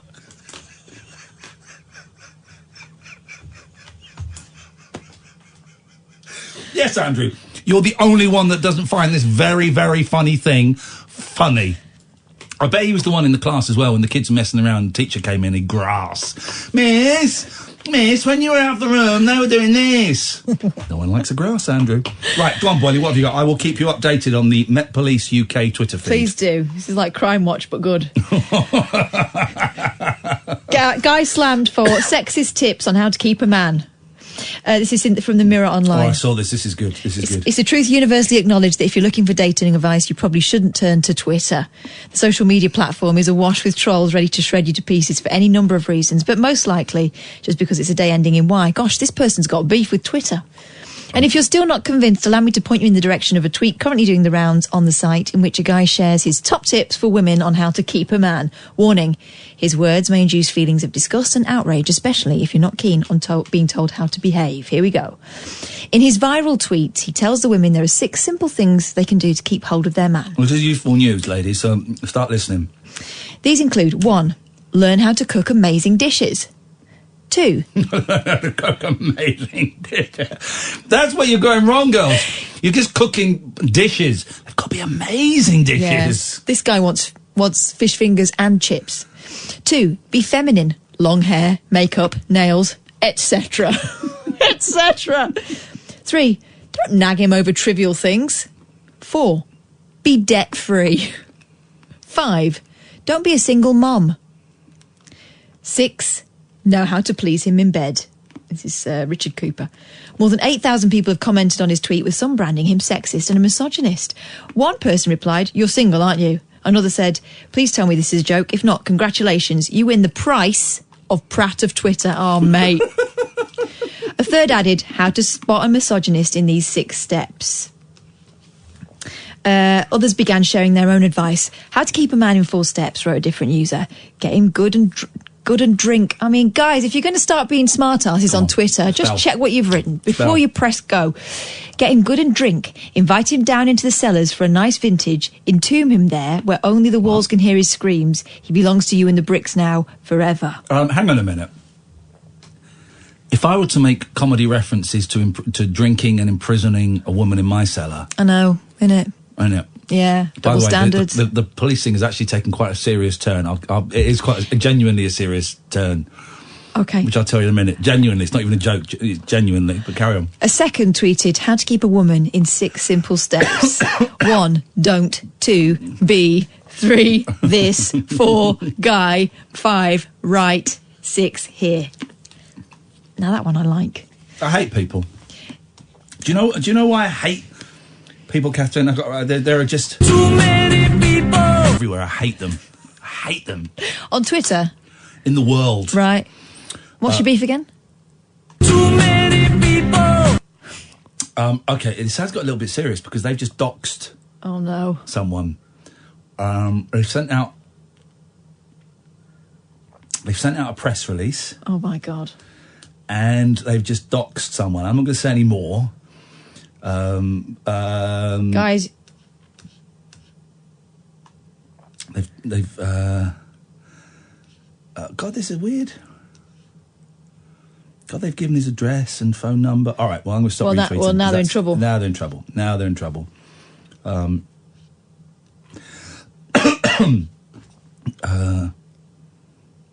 It's ugly as shit. Doesn't have a dad. Got kicked out of school. Dated someone after denying it multiple times. I mean, the guy sounds like a scumbag, but... Well, that's the way they're saying it. We don't dox people, so that's naughty. That's very, very naughty. All right, it's gone from being very funny to being very serious and to committing an actual crime. Why is doxing called doxing? Don't know. Doxing, for those who don't know, it's when you give out someone's, like, address and phone number and stuff. To create trouble.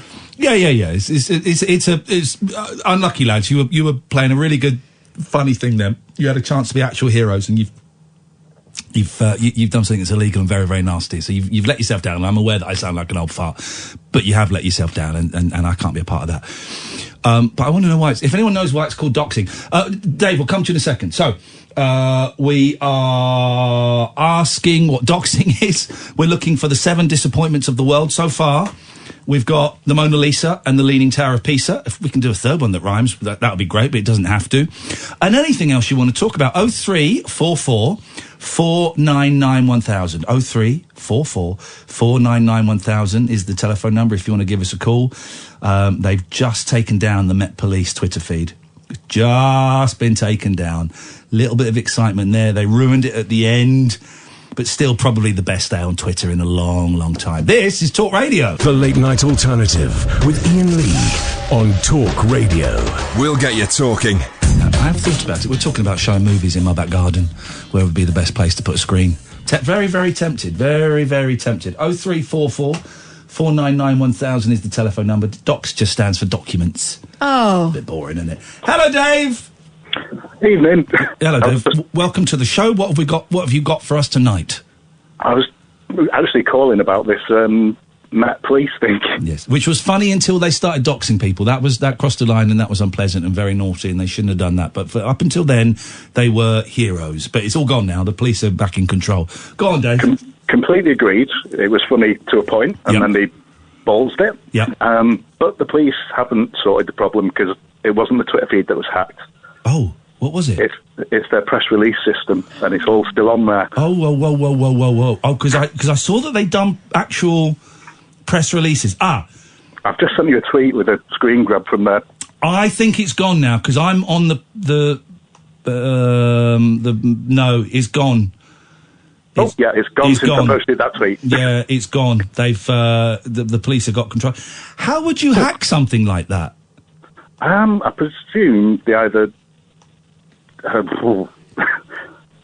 guess the password, or there was a flaw somewhere in the login system. Of course, if this was the 80s, you'd have your computer hooked up to an acoustic coupler, and you'd play some kind of 3D game, or you'd have a computer program that would do every combination of letters and numbers and possible while you were out at school, and by the time you got home... You'd be in the Pentagon. You'd be in. Playing tic-tac-toe. It's more than likely that someone who, I don't know, a police officer's left their computer open. You know, like when Kath goes to make a cup of tea and you... When I used to. I don't do that anymore. You know why he doesn't do it anymore? Did he get in trouble? No, because I've got the password to his Twitter. So I can access that at any time. Here we go. Wouldn't it be funny, says someone on Twitter, if you was the grass, if police was listening to your show? I've got to tell you something. It's like time travel. There are police listening to our show. Sorry? Yeah, as a matter of course. Just waiting for us to slip up, then they're going to bang us up. Who? Cops. I love police. You know I love the police. He does. I've got a thing. My thing, Dave... Police uniforms. Women, lady coppers... Women in police uniforms, there's just something, whoa, there's something about them, sweet baby.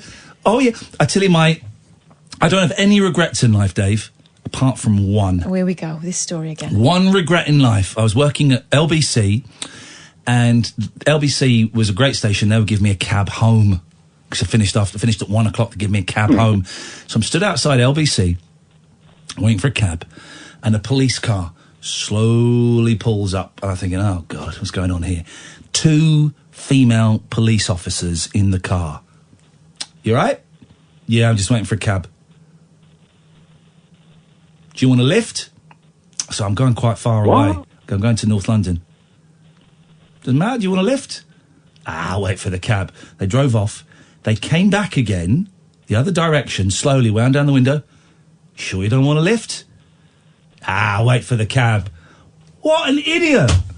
What an idiot! What? I've never heard anything like it. I have. My brother-in-law was very drunk one afternoon. As a reader of gentlemen's magazines as a teenager... Yeah, your imagination's going somewhere else. That is the start of a letter. That is the start of a letter. It sounds like my brother-in-law was very hard done by then, because when he got taken home by the police, it was a van load of police officers on their way back to the station, and he got no sexual favours whatsoever.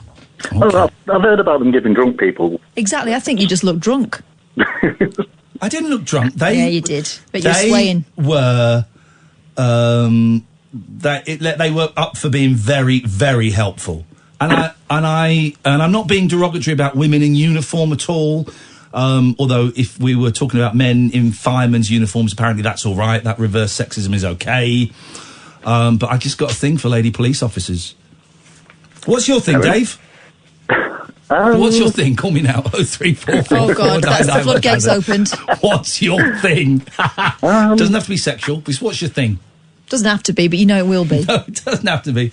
What's your thing? I have one. You have. Everybody's got a thing. Women with bobbed hair. Oh, there we go. So the 60s thing. Yeah, I know exactly what you mean. It works. It works. I like how you went, I haven't got one, and then went straight to the bob. So I had to think for a minute for something clean. Everyone's got a thing, and there's nothing bad about. Everyone's got a thing. Some things are more extreme than others. They can probably all be traced back to something that happened to us when we were 6 years old. Everyone's got a thing. Catherine's smiling. Catherine's got a little smile coming at the edge of her mouth. What's your thing, Catherine? A twinkle in the eye. There's just something about some people. You know what I mean? Is my eye twinkling? You're going a bit cross-eyed. Is that Okay. what you're trying to go for? Just a twinkle in the eye. Come on, there's got to be more to it than that. Is it? There's just a naughty glimmer. I can't put my finger on, but yeah, there's that. Sam, I have to ask you, what's your thing? Glasses. Oh, really? Gosh. Yeah, I thought he was going to say Nickelback. Crap music. That changed my answer. Dave, thank you very much indeed. I get glasses. I thought you were about to get your glasses on then, Kath. No, they're at home. And also, he doesn't like grandmas. Let's go. Grandma Gherkin. Grandma Gherkin. The granny that my mum used to refer to? Yeah. Like Grandma Gherkin. She would say, don't put that on, you look like Granny Grunt.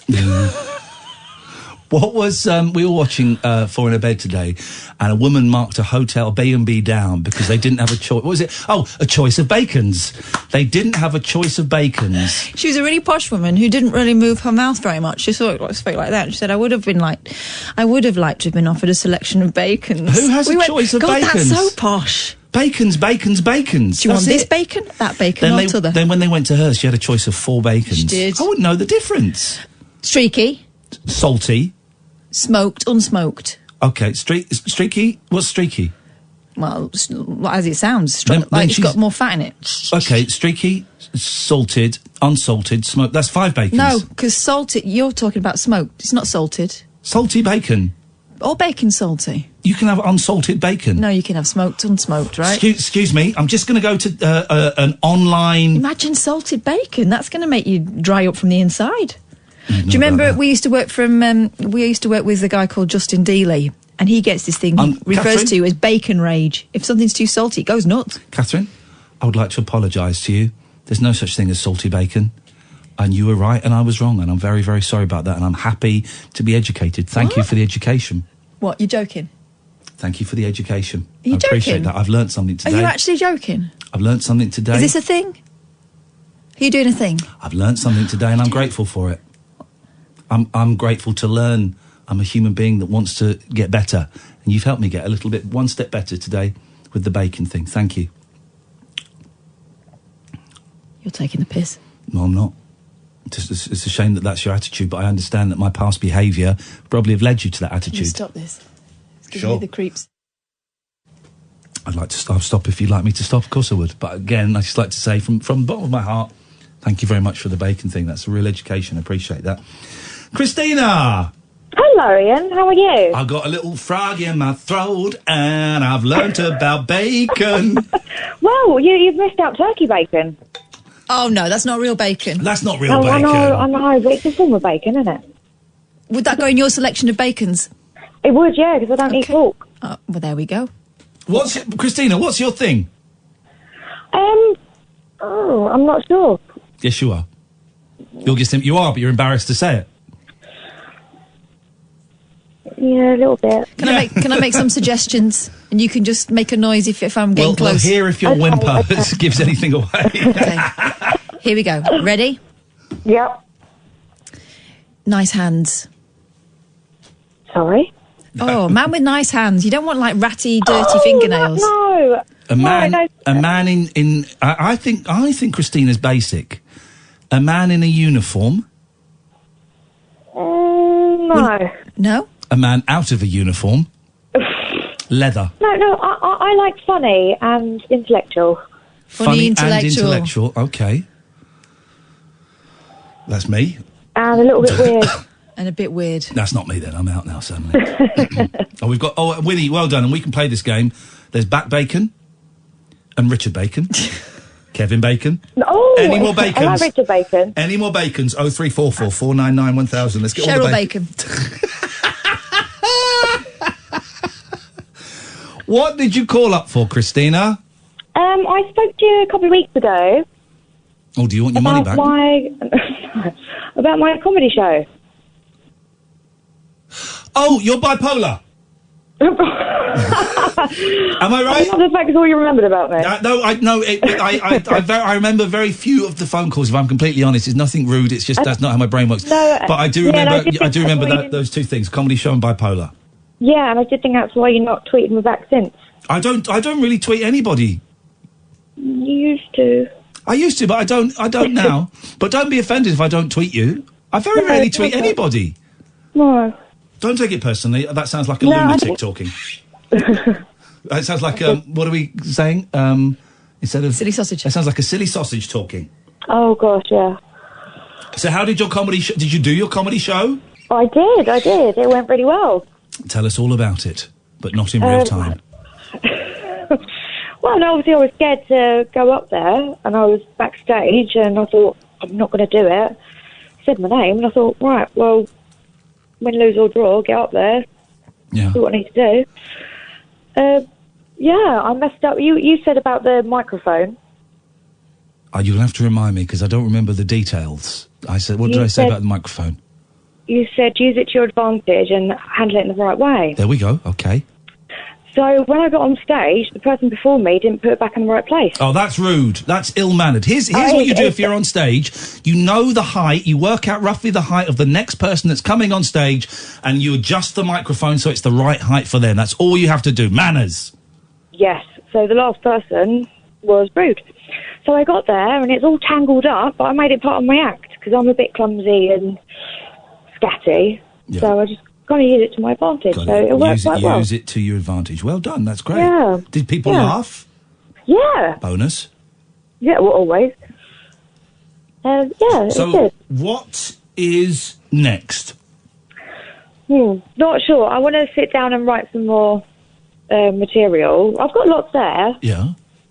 And I've been going to see a couple of my other friends that have been doing open mic night. Brilliant. But yeah, just get my confidence back up to do it myself. Just book a load. I don't know how it works anymore. Back in my day, you go through Time Out and they would list all the clubs, and you'd phone up and you say, "Can I book an open spot?" And you'd try and get as many in the diary as you could, and you'd get some next week, and you get some in 6 months' time. Just book a load. Just book a load. Do it. Get in there. Get tough. Yeah. Toughen up your skin. I know, I need toughen to. up your mind. Yeah. Do it. Well done, Christina. I'm glad it went well. Thanks, Ian. Pleasure. Take care. Have a nice weekend. Yeah, you too. Take care. Bye-bye. Excuse me, coughing and sputtering. Don't be offended, dear listener, if I don't reply to your tweets. Twitter. I've allowed Twitter to get me in trouble in the past, and on Twitter I use very not rarely, but I don't really engage. Sparingly. Yeah. Thank you. You're welcome. 0344. Another hour to go. Francis Bacon, thank you. 0344 499 1000. We're naming bacons. And we are compiling a list of the 7 disappointments of the world. Come on, we need 5 more. We got the Mona Lisa, we got the Leaning Tower of Pisa. I can't put the Statue of Liberty on there. I was in love with the Statue of Liberty when I went there. Okay, here's a suggestion. Yep. Stonehenge. Oh, God, yes. Stonehenge is awful. As you know, we can only go 150 metres to it, unless you're one of the lucky 26. Yeah. Stonehenge is on there. 0344 499 1000 is the telephone number. If you want to give us a call, this is the Late Night Alternative with Iain and Kath on Talk Radio. The Late Night Alternative with Iain Lee on Talk Radio. We have ways of making you talk. Hello? What shock. There's a voice that keeps on calling me. Down the road is where I'll always be. Every stop I make a new friend. Can't stay for long, just turn around and I'm gone again. Maybe tomorrow I'll wanna settle down. Until tomorrow I'll just keep moving on. Down this road that never seems to end. When new adventure lies just around the bend. So it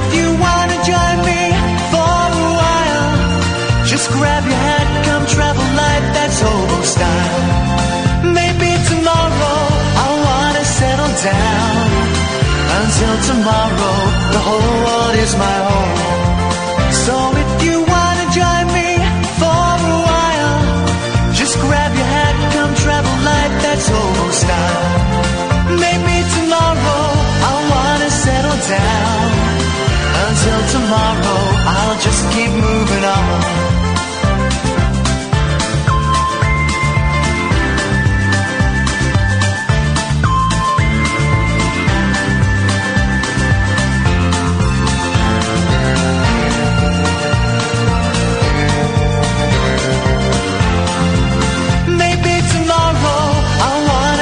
Down.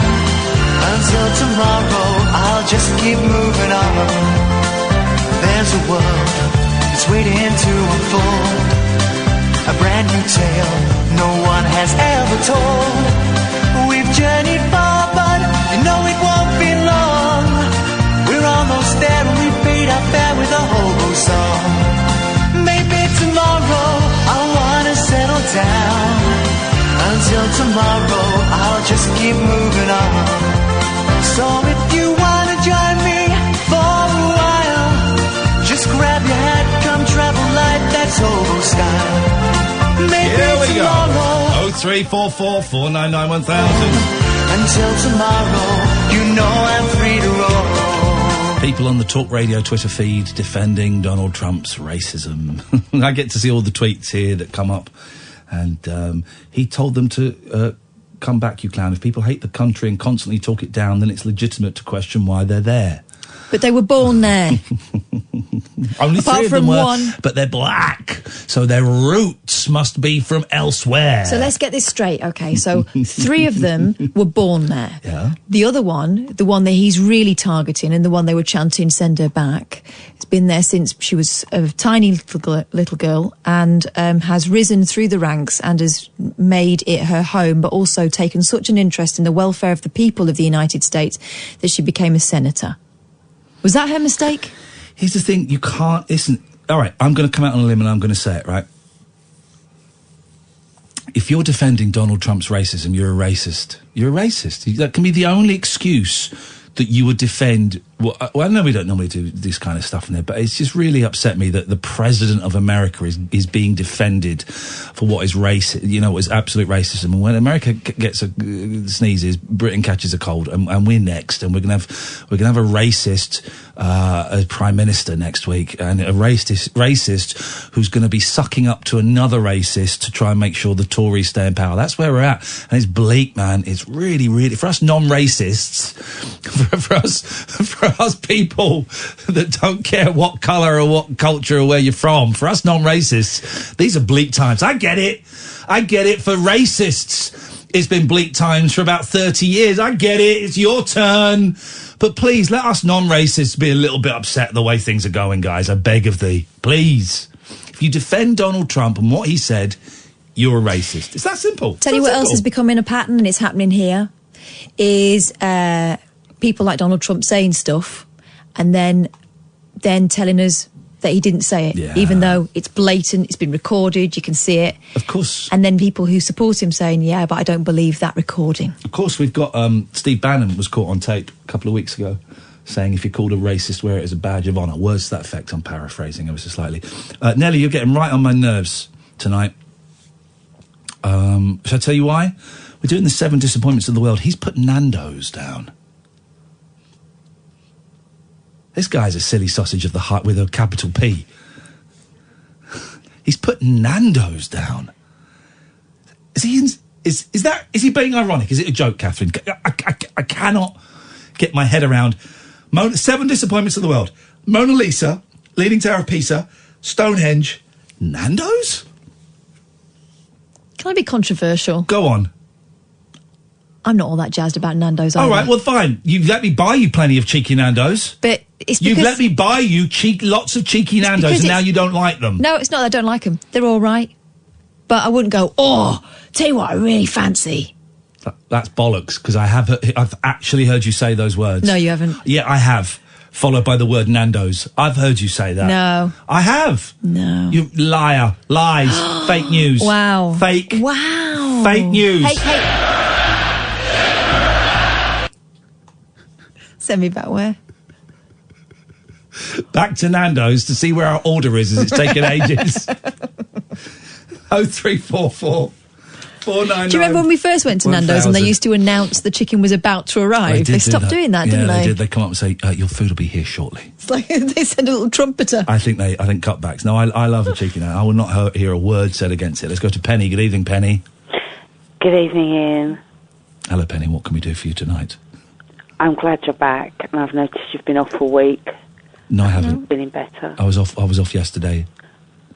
Okay, well, if I'm honest, I only listened for one night. Well, then there you go. But then don't say, I noticed you've been off for a week when I've only been off for one night, you absolute prune. I think you've been off for a week, Penny. I've noticed I've been off for a week, but no one would notice that, No. so I was only off last night. I was not great, but Catherine did an excellent job last night. I was chuckling a lot in bed listening to her. She was fantastic. It had a very calming and soothing feel. Yeah. Which is ironic because when I work with her, I get nothing but hassle. Aggravation. Yeah. Aggravazioni, as they say in Italy. So listening to her, it was a real revelation that under... Well, she was speaking to someone who was quite intoxicated, and Catherine, I thought you were quite amazing because you just said you're not very clear instead of saying, you're incredibly drunk. I thought you were very They weren't diplomatic. intoxicated. It was Mark, and he just was holding his phone all wrong, so he rang us back on a better line. He can't be intoxicated. He was looking after a load of disabled people. I don't know. It's not Miss Hannigan.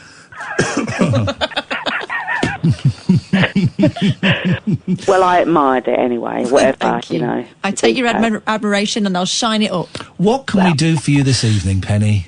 Well, I thought you said you were talking about baking, so I thought, well, why hasn't anyone mentioned baking powder? And then I said to my husband, he said, no, they said bacon.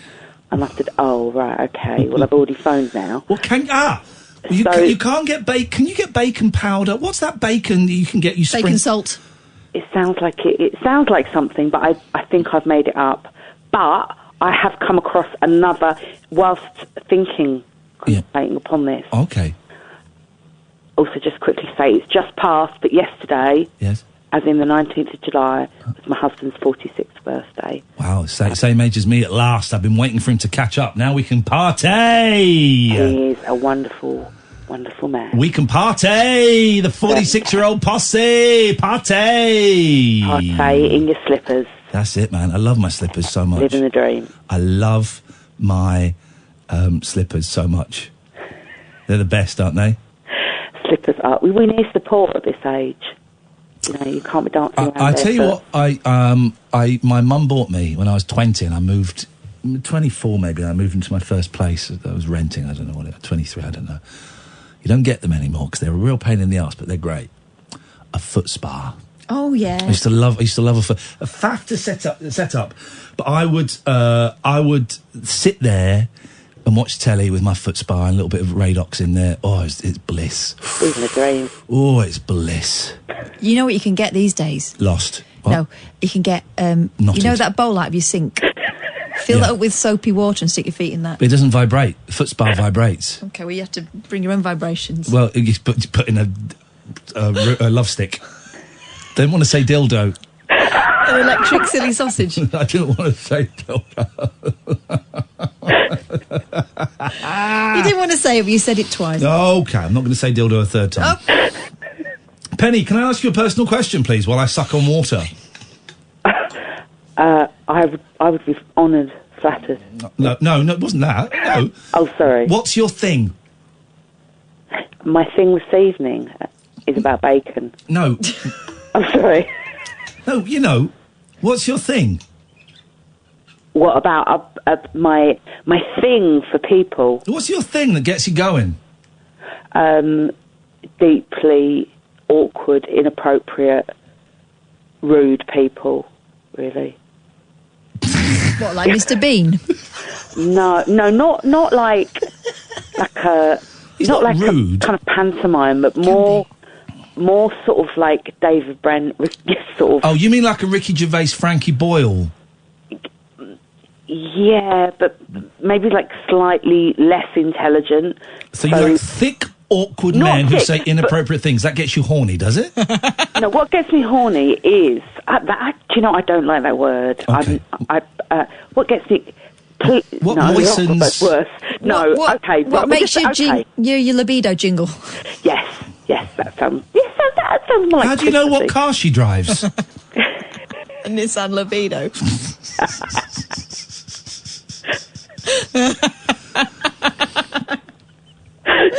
Oh, blimey. So what makes your Ribena jingle? I don't know the words you're using. I know what you mean. A sort of mixture of someone who's arrogant, a bit of a bully, and quite argumentative. Well, like Piers Morgan. Oh no, not. That's why he's so popular. I don't know. When I fell in love with my husband, I fell in love with my husband at first sight, and the reason was he told you to F off. No, it's because I had never met anyone bossier in my life. Oh right, I get you. Oh, and so you're the sub in the bedroom, and he's the dominant. No, what was funny is get upstairs, Penny. He didn't realise, because he was an only child and I came from a large family, is that as he was bossing me around, I was completely ignoring him, because why would I take any notice of him? But I just found it intriguing that anyone would continue to boss someone around while they weren't doing it. Wow, yeah. That was strange. So, like Gordon Ramsay? Yeah, but I would just laugh in his face. But I do like to be around that level of energy. Yeah, I know what you mean. It's sparky. Yeah, I don't really want to, I might sort of poke them a bit if they're not too annoyed, I might think, I could annoy you a little bit, make you a little bit. So you give as good as you can get, but you respect the bully? Not the... Oh... Wait, put your other hand in the air. I want to see the other hand, please. Yeah, I think you're right, actually. My first boyfriend, I loathed. I thought he was the most arrogant person I'd ever met in my life. And then it kind of flipped, and it turns out I quite like really difficult people. Yeah, I do. Because it's more rewarding to tame them. Yeah, and also it's quite funny how many people they just sort of generally, that like my husband will have some quite sort of intense arguments over some very small things with other people. Oh, wow. And I love that. Do you? Do you not get embarrassed? Oh, not normally when I'm there. Normally when he's at work. Oh, right, okay. So you like hearing about it? No, he wouldn't like cause a big scene or he wouldn't or anything like that. But I mean, if he would, no, I wouldn't get embarrassed. Oh no, I'm proud. I'm like, no, he's with me. No, yeah, brilliant. Proud. Okay, proud.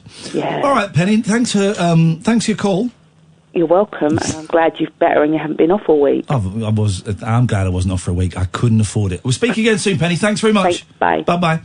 0344 499 1000. You've been off for a week. No, I haven't. She has. This dear listener is Talk Radio. The late night alternative with that man, Iain Lee. There's no strangers here, just friends you haven't stalked on Facebook yet. Have never sent my picture to anyone who didn't request it. The Late Night Alternative with Iain Lee on Talk Radio. Yes. 0344 499 1000 is the telephone number if you want to give us a call. We'll get Sam in a bit to get our latest update on Tinder, the show being on Tinder. Let's see where we're going with that. Before that, let's go to Paul. Good evening, Paul. How you doing, mate? All right. Very, very well, Paul. What can we do for you this evening? Thanks for taking the call anyway. It's a phone show. It's what we do. Yeah, I know. You've changed a bit, mate. You've changed. It's all changed. I can't believe you just called... You've named our new Prime Minister as a racist.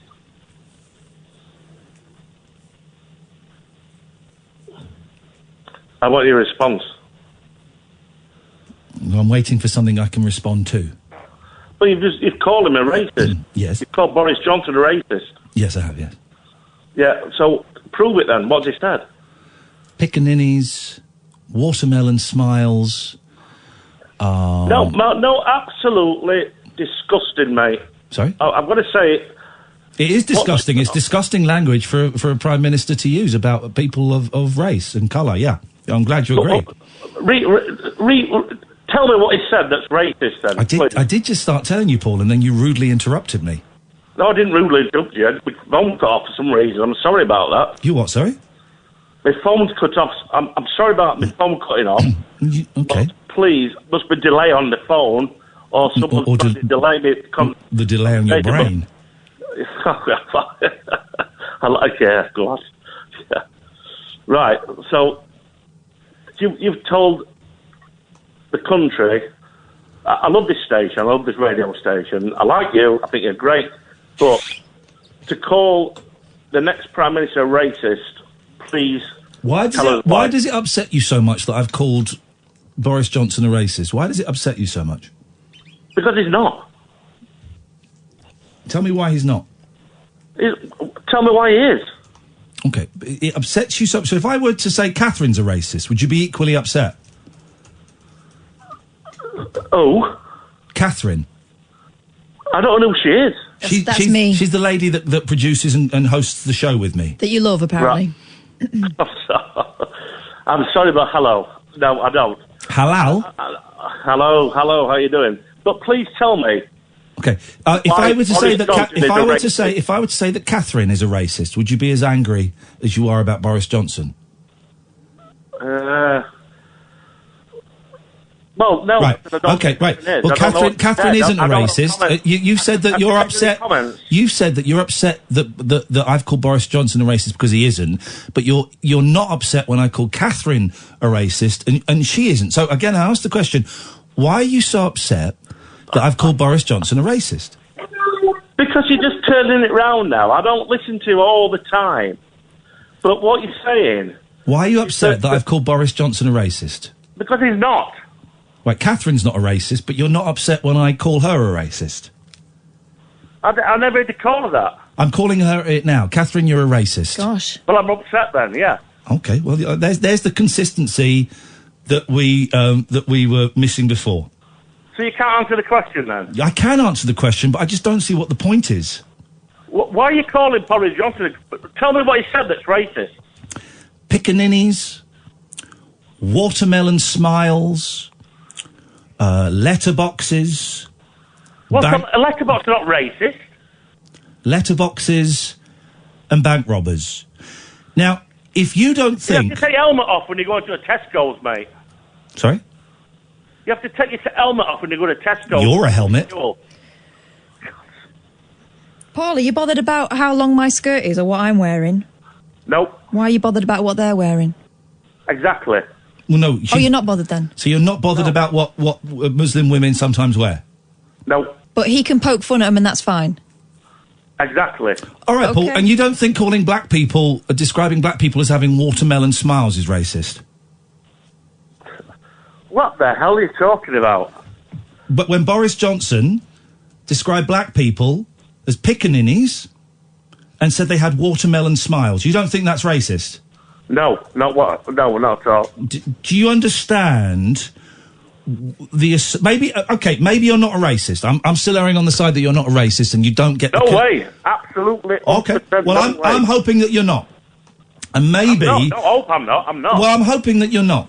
And maybe you don't understand the connection between people of colour, black people, and how describing them as watermelon eaters, eating the watermelon, having watermelon smiles. Maybe you don't understand why that is racist. No, not at all. Okay. Well, let me tell you now. It is racist to say that black people have watermelon smiles. It was kind of a big thing a long time ago to assume that black people only ate watermelons and that they would eat watermelons and they would smile and they'd have the seed stuck in their teeth and stuff like that. So it is a racist term. Catherine? He also suggested that, in a poem he wrote about the Turkish president, Erdogan, that he sowed his wild oats with the help of a goat. All right, well... Which is a racist thing. About that. Well, we're explaining it to you. Yeah, but I don't think that's right. Well, it is. Trust us. Listen, you're talking to two very... You're telling me something. Yes, that is factually correct. Point of view. Yeah, we're telling you a factually correct thing. Yeah. Pickaninnies. Do you know what pickaninnies means? I don't know. I'll tell you. Come on, mate. I'll tell you. He's not racist. Paul, I'm giving you It's examples. as if you don't want to hear it, Paul. I'm giving you... He described that he said something along the lines of the Queen would visit various countries in the Commonwealth and would be waved at by pickaninnies. Now, the definition of pickaninny, it's a North American historical racial slur which refers to a dark-skinned child of African descent. Right. It's a racist slur. So now, this is a pivotal moment in your life, Paul. Yeah. Now, with all of the information and the facts that prove what he has said in those instances is racist, if you... And just don't answer yet, Paul. Don't answer yet. I won't. Don't worry, I won't. If you have this is a pivotal moment in your life. If you now say, yes, those things are racist, okay. If you carry on to defend him for saying those things and say they're not racist, with the knowledge of what those things mean, then, Paul, I hate to break it to you, but you'll be a racist too. So what's it going to be? Racist or non-racist? Do you defend Boris Johnson for what he said there, or do you say that what he said was racist? Yes, it was. Thanks very much for your call, Paul. We didn't need the but. We didn't need the but there. We got away with it. So you're agreeing that Boris Johnson is racist? No, I don't. But you just said that what he said was racist. No, I didn't, because you put it into my mouth. No, you just said that those things, with all the information, that they're racist. Yeah. Thanks very much. The sigh of, yeah, I suppose so. Well done, Paul. That was a big moment. Paul. It could have gone one way or the other. And he's admitted that Boris Johnson is a racist, and he's going to stop defending him. That's great. Now he's got the evidence. That's great. Thank you, Paul. I really appreciate that. Let's go to our friend Rhythmic Paul. Good evening, Paul. Hello, yes. Well, hello, yes. Welcome. Yeah. My namesake, who you've just let go, is the reason why I called, because I mean, you know, as I was listening to him speak before you stole my thunder, the question I wanted was, you know, what does it take for someone to be actually acknowledged as a racist? You know, in today's particularly pungent environment, what does it take? Because, you know, we have both prospective candidates for the British Prime Minister failing to cross the line and say, yes, well, you know, under any other circumstance, well, no, actually just to say, yes, what I heard from the President of the United States can only be categorized as racist. They wouldn't call him out as a racist because of money. That was it. That was the reason. Yeah. They wouldn't call him out as a racist because they didn't want to lose trade because they know that we're screwed. Which is exactly how Donald Trump has grown up, being able to say whatever he wants because money talks. Yeah. The reason for many... Paul, listen, I'm a white, middle-aged guy. You know, the world's always been pretty good to me. You're a black guy. When you see... and I'm really upset by what is going on with Donald Trump and what is going on with Boris Johnson and all of that in terms of race. But as how do I phrase this without sounding like a dick? I can't really. As a black man, it's not a great way to start a question, but it's late. But you know what I mean. I was wondering how you viewed the world at the moment, the leaders of the free world at the moment, and the direction that we seem to be speeding in. I think to say that I'm petrified might well be understating it. Wow, really? That much? Yeah. Oh, man. I mean, you know, with Brexit and everything that's going on, myself and my wife, who is of Asian origin, we have discussed it already. And, you know, if the SH-1T hits the proverbial, we're leaving to Korea. Right. I mean, you know, I will not hesitate to do that. Yeah. Because, yes, there is racism there, but the way, you know, the stuff that I've seen, the stuff that I've heard about, fortunately had very little of it come my way in recent times. But a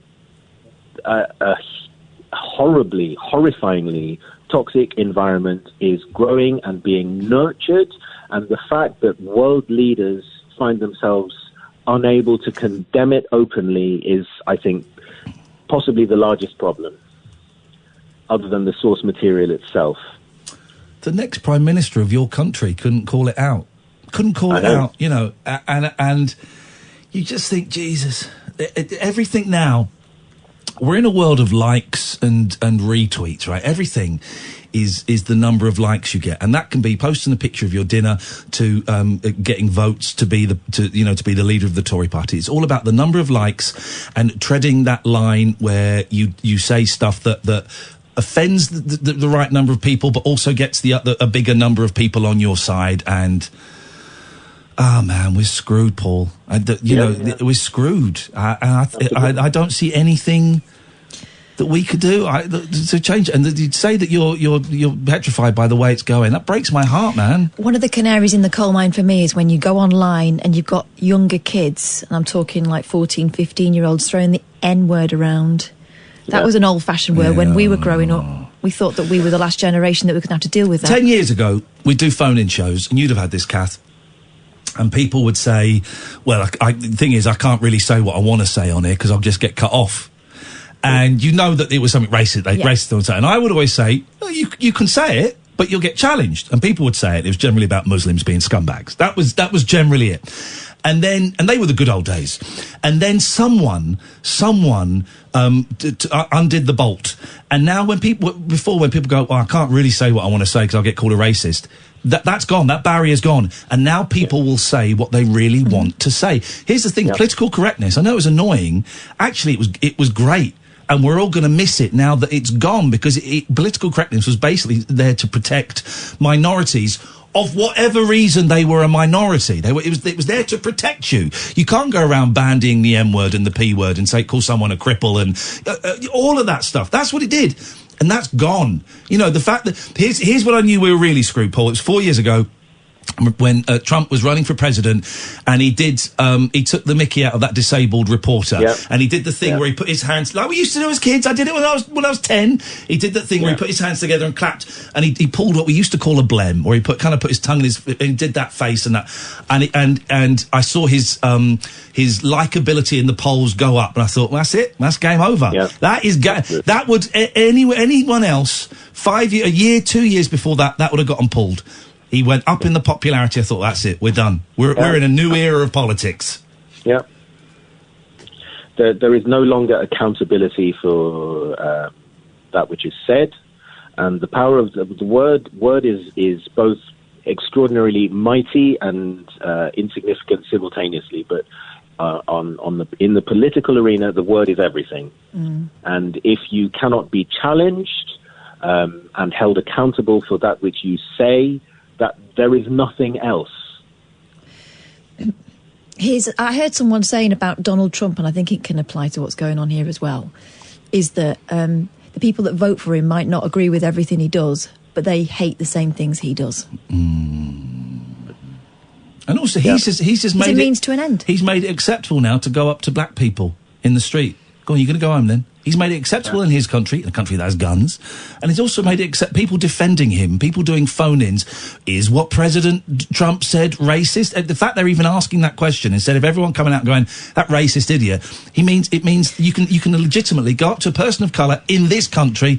Go on then, you're going home. Let me throw something else into the mix. Interesting that he is picking on women in this particular instance. Totally. And when we're talking about a lack of integration, they go for the women in hijabs. Yeah. They're not going for the men, are they? They're not talking about people wearing dish dashes in the street. What's a dish dash?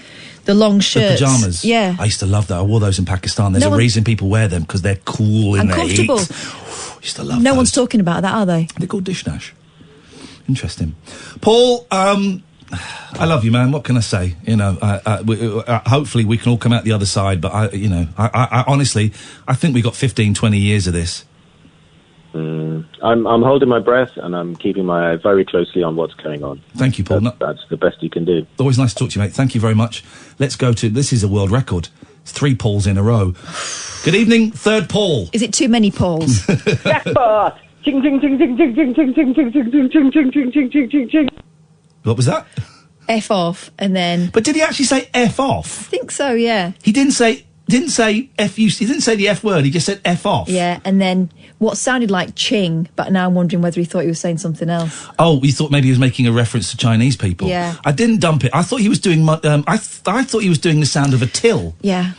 I will apologise. I didn't really hear what was going on then. That's because he's got terrible enunciation, as a lot of racists do. If you're going to be racist and you're going to do a prank call, please really get those words out. I didn't hear the F. Let me just do this, Catherine. I didn't hear the F word. I thought he said F off. And Yeah, he didn't did. say. He did say that. Yeah. Fine. It may have been a racial slur against Chinese people. That I don't know. But if it was, I don't think it was. It sounded like a till to me. But if anyone was offended, I apologise. You know that's not what this show is about. Peace and love. Peace and love. Wish these people would speak English properly. Let's go. Sam, we'll come to you in a minute. Let's go to Nigel. Good evening, Nigel. Oh, good evening, Ian. Good evening, Catherine. Nigel. Hello. What can we do for you tonight, Nigel? I was just listening. Well, I was to you. I was watching the programme of Matt and Bros, you know. Oh, hang on a minute. Someone's saying we think he said jackpot. Oh. And that was the sound of a fruit. Can we get that call and play it again, please, Sam? Someone, Mr. MWB says jackpot. He said. In which case, I apologise. That was a great call. No, but hang on. Even so, couldn't understand what you were saying, so a bit of a wasted opportunity. Make it clearer. But if he said jackpot and was doing the sound of a fruit machine, that's a great call. That's a great call. Come on. That's a great call. We'll play it again. Right, Nigel, what can we do for you? I was saying, while I was listening to you, I've been watching the Matt and Bros documentary. Oh, the Matt and Bros, they're taken over BBC 4, haven't they? Yeah, it's on BBC 4. And, you know, when they broke up and they lost all their money and went downhill and they started recording again. The drummer, he plays the drums, Matt, doesn't he? And they started recording again, but they've been arguing about the recording in the studio. They weren't getting on very well. What was making records. Oh well, never mind. Yeah, but anyway, that always happens. That always happens. These things happen. It's been a storms here. It's only just stopped. Thunder and lightning. Very, very frightening. Yeah, and the rain was up to the door, and I thought the water was going to come in the door because it was such heavy rain, like flooding outside my door. You need sandbags. Yeah, but I was so frightened because I've been flooded out here before when Mum was here and it came indoors. Oh, and it brings bad memories back, you know. I bet it does, Nigel. I bet it does. And I was very frightened. I felt like this was my home. Yeah. Nigel, we can't hear you, mate. You're going to have to go and stand where we can hear you. I wish you'd start all of the calls in the place where you know we can get a signal. Saves time. I don't like being on my own in a storm. Hello? Yeah, I'm not quite sure how to respond to that. Some people, a lot of people don't. I got pretty scared with the lightning and all the rain coming up almost in the door. You know, but it's frightening. Isn't Well, it's gone now. You got through it. Well done. Gone out, but I didn't think it was going to stop. But it seems to have stopped. passed over. Well done. Congratulations. Yeah. Great thing yesterday was I had a meeting at Helen Grant's place and that's the MP. Alex, who works for her. Yes. We went through some documents and I sent them off in the post. There were some important documents to do with my getting money from, benefit money and stuff. So that's been sorted. That's great news. I got some great help from them. Have you spoken to your advocate about your phone bill yet? Well, I've got to make another appointment to talk to him. Have you made an appointment? Have you made an appointment to speak to your advocate about a phone bill yet? Well, I'm giving that a pass at the moment, having a break from that at the moment. I'm going to do it next week, ring him. Okay, well, that's your choice. I would suggest you make it a priority. I thought you were quite worried about it when we last spoke. I've got my pay-as-you-go now, and I was going to just, pay that when I get some money, pay so much. Nigel, I'm telling you now, that's a terrible idea. You don't think I should pay it? Nigel, I'm telling you that what you're doing is a terrible idea, and that you should speak to your advocate, like we've been telling you to for the last 10 days, I think, as soon as you can, and get the phone bill sorted out. But they won't drop it. I've still got to Nigel! Pay it. They won't drop it. Nigel! Honestly. You need to get your... I'm not even saying it again. Well, you need to get your advocate to sort it out. I will try and get them to sort it out, so I can't afford £400, can I? Okay. All right, Nigel. Listen, have a great weekend. You made it through the storm. Well done. We'll speak to you next week. Yeah, I'll speak to you next week. Thank you very much indeed. 0344 499 1000. Have we got that phone call?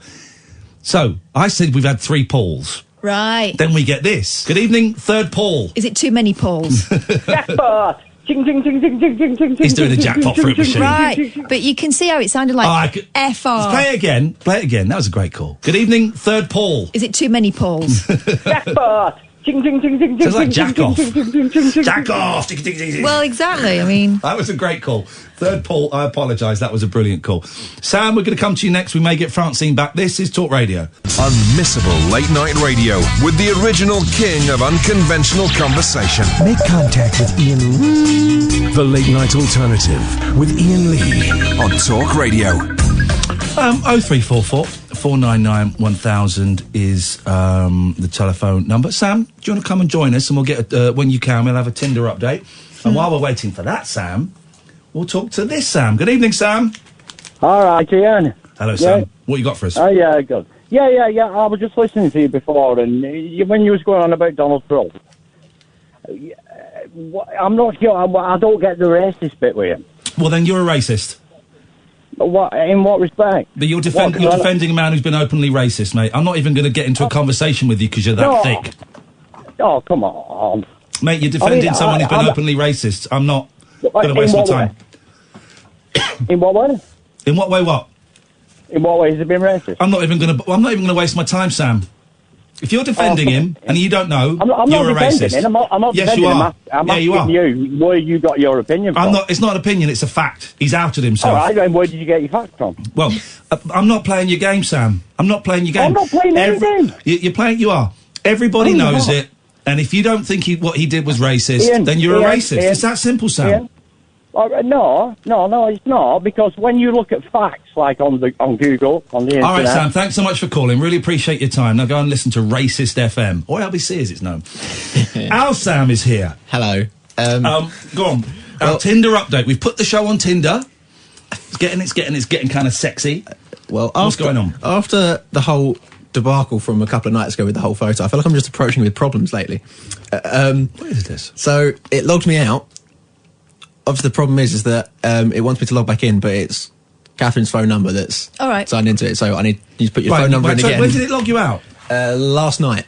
I was here last night. I forgot. What, during the show? Yeah, it was. Sending an SMS with your code. It was right? During the show, and he didn't mention it. He did say it logged him out, but he didn't tell me that I could help. Well, I'm sorry. It won't happen again. I promise. We'll take calls straight to air while we wait. Oh, that was Paul. Paul, I didn't hear it. So my voice is going. Paul, I got your message. We played it and it was good. Here's the thing. With people like the other Sam, I'm just not going to indulge them. This isn't LBC. This isn't BBC Radio London. We don't have to be... we don't have to indulge idiots like that. If you're going to defend racist activities, then you're a racist. It's that simple. And it's a word that gets bandied around a lot. Yeah, because there's a lot of racists around at the moment. What are you doing this weekend, young man? Because you're young and full of life. Yeah, you say I'm having a bit of a nerdy day tomorrow. Go on. Oh, my day tomorrow, I've got a Tesco delivery coming. Right. Then I've got 2 men to come and give me a quote for maybe doing some work in the den at the back of the garden and playing video games. That's my day. Nice. Yeah, no, I'm playing it. I'm having a D&D day tomorrow. Proper D&D with 20-sided die and stuff. Yep. Oh, mate, that's wicked. Yep. I didn't know you were into that shiz. Yeah, well, get me up, invite me over. I'll come and play that. Seriously? I'll come and play D&D. Not tomorrow. I'm waiting for Tesco. I'll come and play D&D with you. Yeah? Of course I will. Cool. I haven't got a character. Do I need to have a character? Well, if you're... Hang on, let me just quickly... I can't do two things. I'm bad at multitasking. I'll buy a character off you. I'm going to go and play D&D with Sam. It's up to you. You can make one yourself, or I can pre-plan one Make for me you. a character. I want to be a cleric. Okay. I was always a cleric when I was younger. Right. They do magic shit, yeah? Yeah, but pretty much everyone does these days. Oh, I've made it easier for you guys. Your account has been banned. Your Tinder profile has been banned for activity that violates the terms of use. What? Hang on. People go in there to have random encounters and break people's hearts, and we get banned for that. It doesn't... Hang on, let me see if I... Who's reported us? Don't we know who's reported us? I'm now just reading through all of the terms and conditions to see what we've... We've been totally C-blocked. Where does it say you're not allowed to plug a radio show on there? We've been banned from Tinder? Accessibility, your account. This is insane. I know what C-block means, Catherine. Cock block. I got it. No. Oh, wow, this page is huge. It's going to take me ages. Yeah. There you go, we've been blocked. Screw you, Catherine. I bought a dinner back for you. Have you seen what you said on Twitter? Yeah, you bought me dinner twice they this were week. accusing me of saying that suggesting that a free dinner always tastes better, and that's why I went along with the Nando's. You bought me thing. 2 dinners here, but it's subsidised, so it was only £3.50. I've bought you one of those dinners back, and I've bought you 3 dinners in the past. So I just know you stop have. it. I know. Just don't. How many lunches have I bought you this week? I don't want you talking to Roger anymore on Twitter. You're not in charge of me. I don't want you talking to Roger anymore on Twitter. It might be. There's one that says that other users' content. So if Tinder spots someone like they're a different company on there, it seems, I don't know. So we've been kicked off Twinder. Sorry, by the way, everyone, here's the thing. This is the thickos that we're dealing with online. Dave J. Down has tweeted me a picture. Criticising a religion that encourages men to marry children isn't racist. It's a moral obligation. Okay, sorry, what has that got to do with anything I've just been talking about, Dave J. Down? I tell you what, though, you're blocked for being a bell. And also, nice pat phrase that racists trot out. What has that got to do with anything that I've just been talking about? You absolute prune. That's what I have to deal with, Sam. These scumbags. So we're off Tinder. Yeah. That was my big idea. You can try Bumble. What's Bumble? Bumble's the same thing, really. Is it? Which is hornier? But Bumble has a thing where it's like the woman has to talk first. So... we don't like that. If you're what's POF? Someone says go to POF. Plenty of fish. Oh. You got to pay for that, I think, possibly. There might be a free section. I genuinely thought this was the big idea that was going to turn the show around, was going to get the listener figures up. Yep. I was looking forward to having the first Tinder caller. That would have been great. Listen, guys, you're not the first to be disappointed by Tinder. Well, so there was a message sent to I think I got messages about 60-odd people in the end. So hopefully... Okay. I bet someone reported it as spam. Probably, yeah. What did we do wrong? Was it the picture with the text on it? Yes, I think it was very... It just seemed very bottish in the message that, the picture and... Can we appeal that? Can we appeal that? I don't know. There's got to be an appeal system. These online services are so good at customer service and interaction when there's a problem. Always. Why don't you tweak them? I don't really. It's going to be you, yeah. I don't have the power for that. Okay, let's go to... Hang on a second. Let's try line 1. You're on the wireless.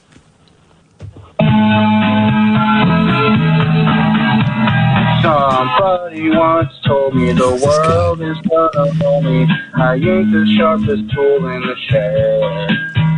She was looking kinda dumb with her finger and her thumb in the shape of an L on her forehead. Well, the years start coming and they don't stop coming. Head to the fools when they hit the ground running. Didn't make sense, have to live for fun. Brain gets smart, but your head gets dumb.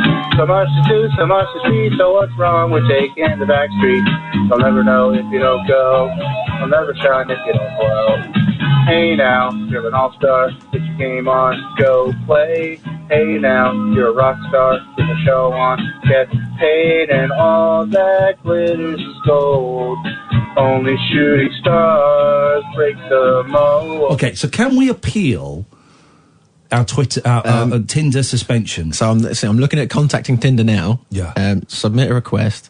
We don't offer a formal appeals process at this time, but do periodically review banned profiles based on feedback. We're starting a new profile. Feel free to write to us below. Unfortunately, we can't. It means that Catherine's phone number has now been blocked. Fine, I'll buy. So we'll have to buy a burner phone. A burner phone. I'll buy a burner phone. I'll buy a burner. What is it? £5? I don't know what a burner phone is. Shut up, man. When you were dealing drugs, you had 3 burner phones. I never. 4. This is outrageous behaviour. Yep. God damn it! Hang on. This guy's still going. What song is this? Pompeii by Bastille. Got our own little Can I listen to Radio 1 much?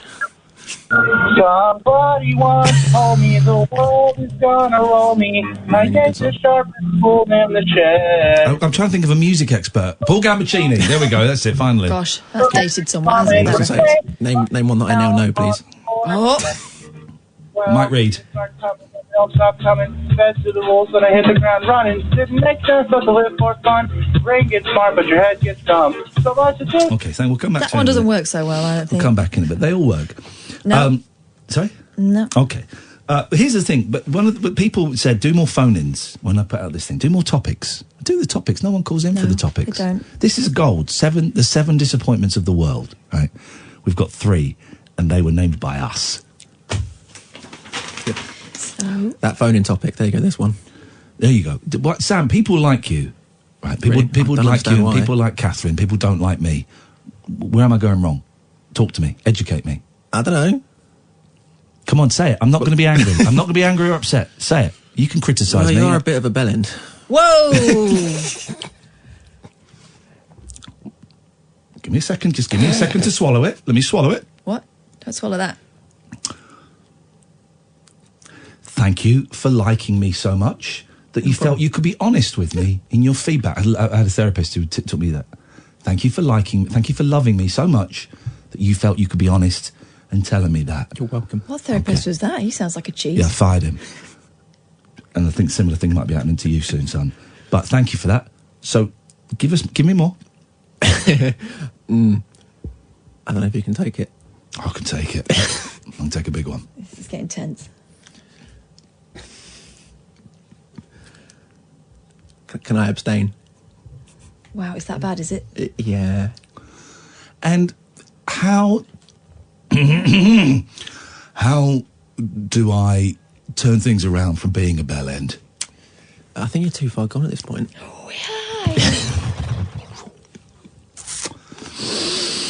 Why don't? Okay, take this weekend. You say you're just going to be at home. You're just going to be at home playing games after the whole whatever it was garden stuff. Yep. Why don't you just sit down, good look in the mirror, just have a think. Thank you, Sam. Welcome. Come here. Always. Come here. Gonna hug it out. Come here. Or are you I gonna wanna hit say him? Thank you. Thank you, mate. No problem. Thanks, buddy. Appreciate that. Soft hands, Ian. Soft hands. Relax. I'm trying to relax. God, I'm so tense. I don't know why I'm so tense. I'm trying to relax. Thank you, mate. Thank you. Thank you. I think you should probably leave the studio now. I really respect that. I really respect that. Thank you very much indeed. Thank you. What a nice guy. Am I really a bellend? Not all the time. no. Okay. Yeah, this guy's still here. No, he's gone. Hello? Somebody once told me the world is gonna roll me. I ate the sharpest tool in the shade. Okay, thank you very much indeed. Martin Kellner is in the studio with us now. I was going to say the house, but that's crazy. Good evening, Martin. Good evening to you. I missed you last night because there was a documentary on the TV I wasn't in last about night. circumcision. I didn't miss anything. I was watching a documentary about circumcision. I missed you. Video doesn't work. So you didn't watch the documentary about circumcision? No, I taped it, obviously. Well, my video didn't work, so I took the night off to stay in and watch it. It's brilliant, actually. Circumcision? Very, very good. I enjoyed it. Yeah, I think circumcision is circumcised. I'm not. One of my boys is because he was ill, and they suggested cutting the end of his willy off. Yeah. Well, I had it done when I was very, very little. I mean, I never saw a say bloke on the with matter. massive bollocks the other day. Oh, did you? At the toilet. Sorry. And what you're saying is that he made him think of you. Talking of this, because I know that it's a problem you deal. I couldn't stop staring at this man's balls at the urinal. Sorry, just reminded me of that. Carry on talking about willies. Yes, well, Jim Jeffries, do you know the comedian Jim Jeffries? I'm aware of Jim Jeffries, yes. Australian comedian, very, very good. He does a great thing about circumcision, and I'd recommend looking it up on YouTube. Yeah. And basically, it's about the aesthetic. I did look it up on YouTube, and I tried to watch it, but they just cut the end of it off. Really? Do you know what? I tweeted last night, I tweeted that I'm just watching this documentary on BBC One about circumcision. That's the problem with TV these days. Nothing but clips shows. There we go. Well done. Yes. We're all thinking, we're all fishing in the same pool. And everybody, I got like about 200 replies, all of which We're taking the bris. Precisely. there we go. Very good. Well done. Very well good. done. That's a bit of specialist knowledge there. Certainly is. Kath loves her dick. Whoa! I meant, in terms of, I didn't mean it like outrageous. that. I didn't mean it like that. You take offence at the smallest thing and the biggest. Yay! Very good. So, Did I cross the line? Several. How do I walk that back? Just stop talking. Okay. yeah. So anyway, there's a documentary that I missed the show, and I'm sorry, Kath, I didn't realise it was you on. Otherwise, I would have definitely tuned in, but I missed it. Especially now, knowing how much you like. People like Kath more than they like me. This is the conclusion. And you wonder why? What are you talking about? What are you talking about? I will. Here's the Anyway, thing. Martin, what's on your fabulous Here's the thing, show? listener. I will get a rollicking. Excuse me. Rollicking in the lift on the way down. That was actually a bit too far. No, you won't. I did the other day when I made a joke. Yeah, when you said you could smell my boobs. Oh my goodness! Exactly. Outrageous.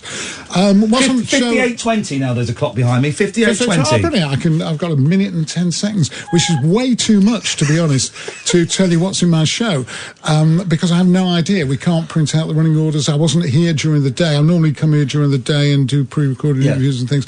Wasn't here, so I have absolutely no idea whatsoever. Except we are going to talk about the Shake and Vac Man. We'll probably talk about Who's the Shake and Vac Man? He's the guy who wrote the Shake and Vac. I remember the woman. But he wrote it. He wrote it. He wrote the song. Wow. He also wrote that song, If I Had Words, by Scott Fitzgerald and Yvonne Keeley. It's before your time. It was one of those very lame hits in the 70s. All right. I'm going to outdo you. Guess who we've got coming on the show next week? Who we got? Zippy. Zippy? Got Zippy coming on the show. Oh. That's Actual brilliant. Zippy. Yeah. That's true. Is it? We've got Zippy coming on the show. I'm so I've excited. been emailing Zippy. We're also talking about the moon. I'm so bored of the bloody moon! I know, Get everyone's- over it! Moon 50 this, years ago! Moon this, moon that. Get over it! Stop showing off, you two surviving moonanauts! Get over it! It's boring! BBC, well, we saw it. Well, we've got them all on. We've got Buzz Lightyear, Louis Armstrong. 58:20, Martin. Yeah, I've done it. No, brilliant. We are Talk Radio.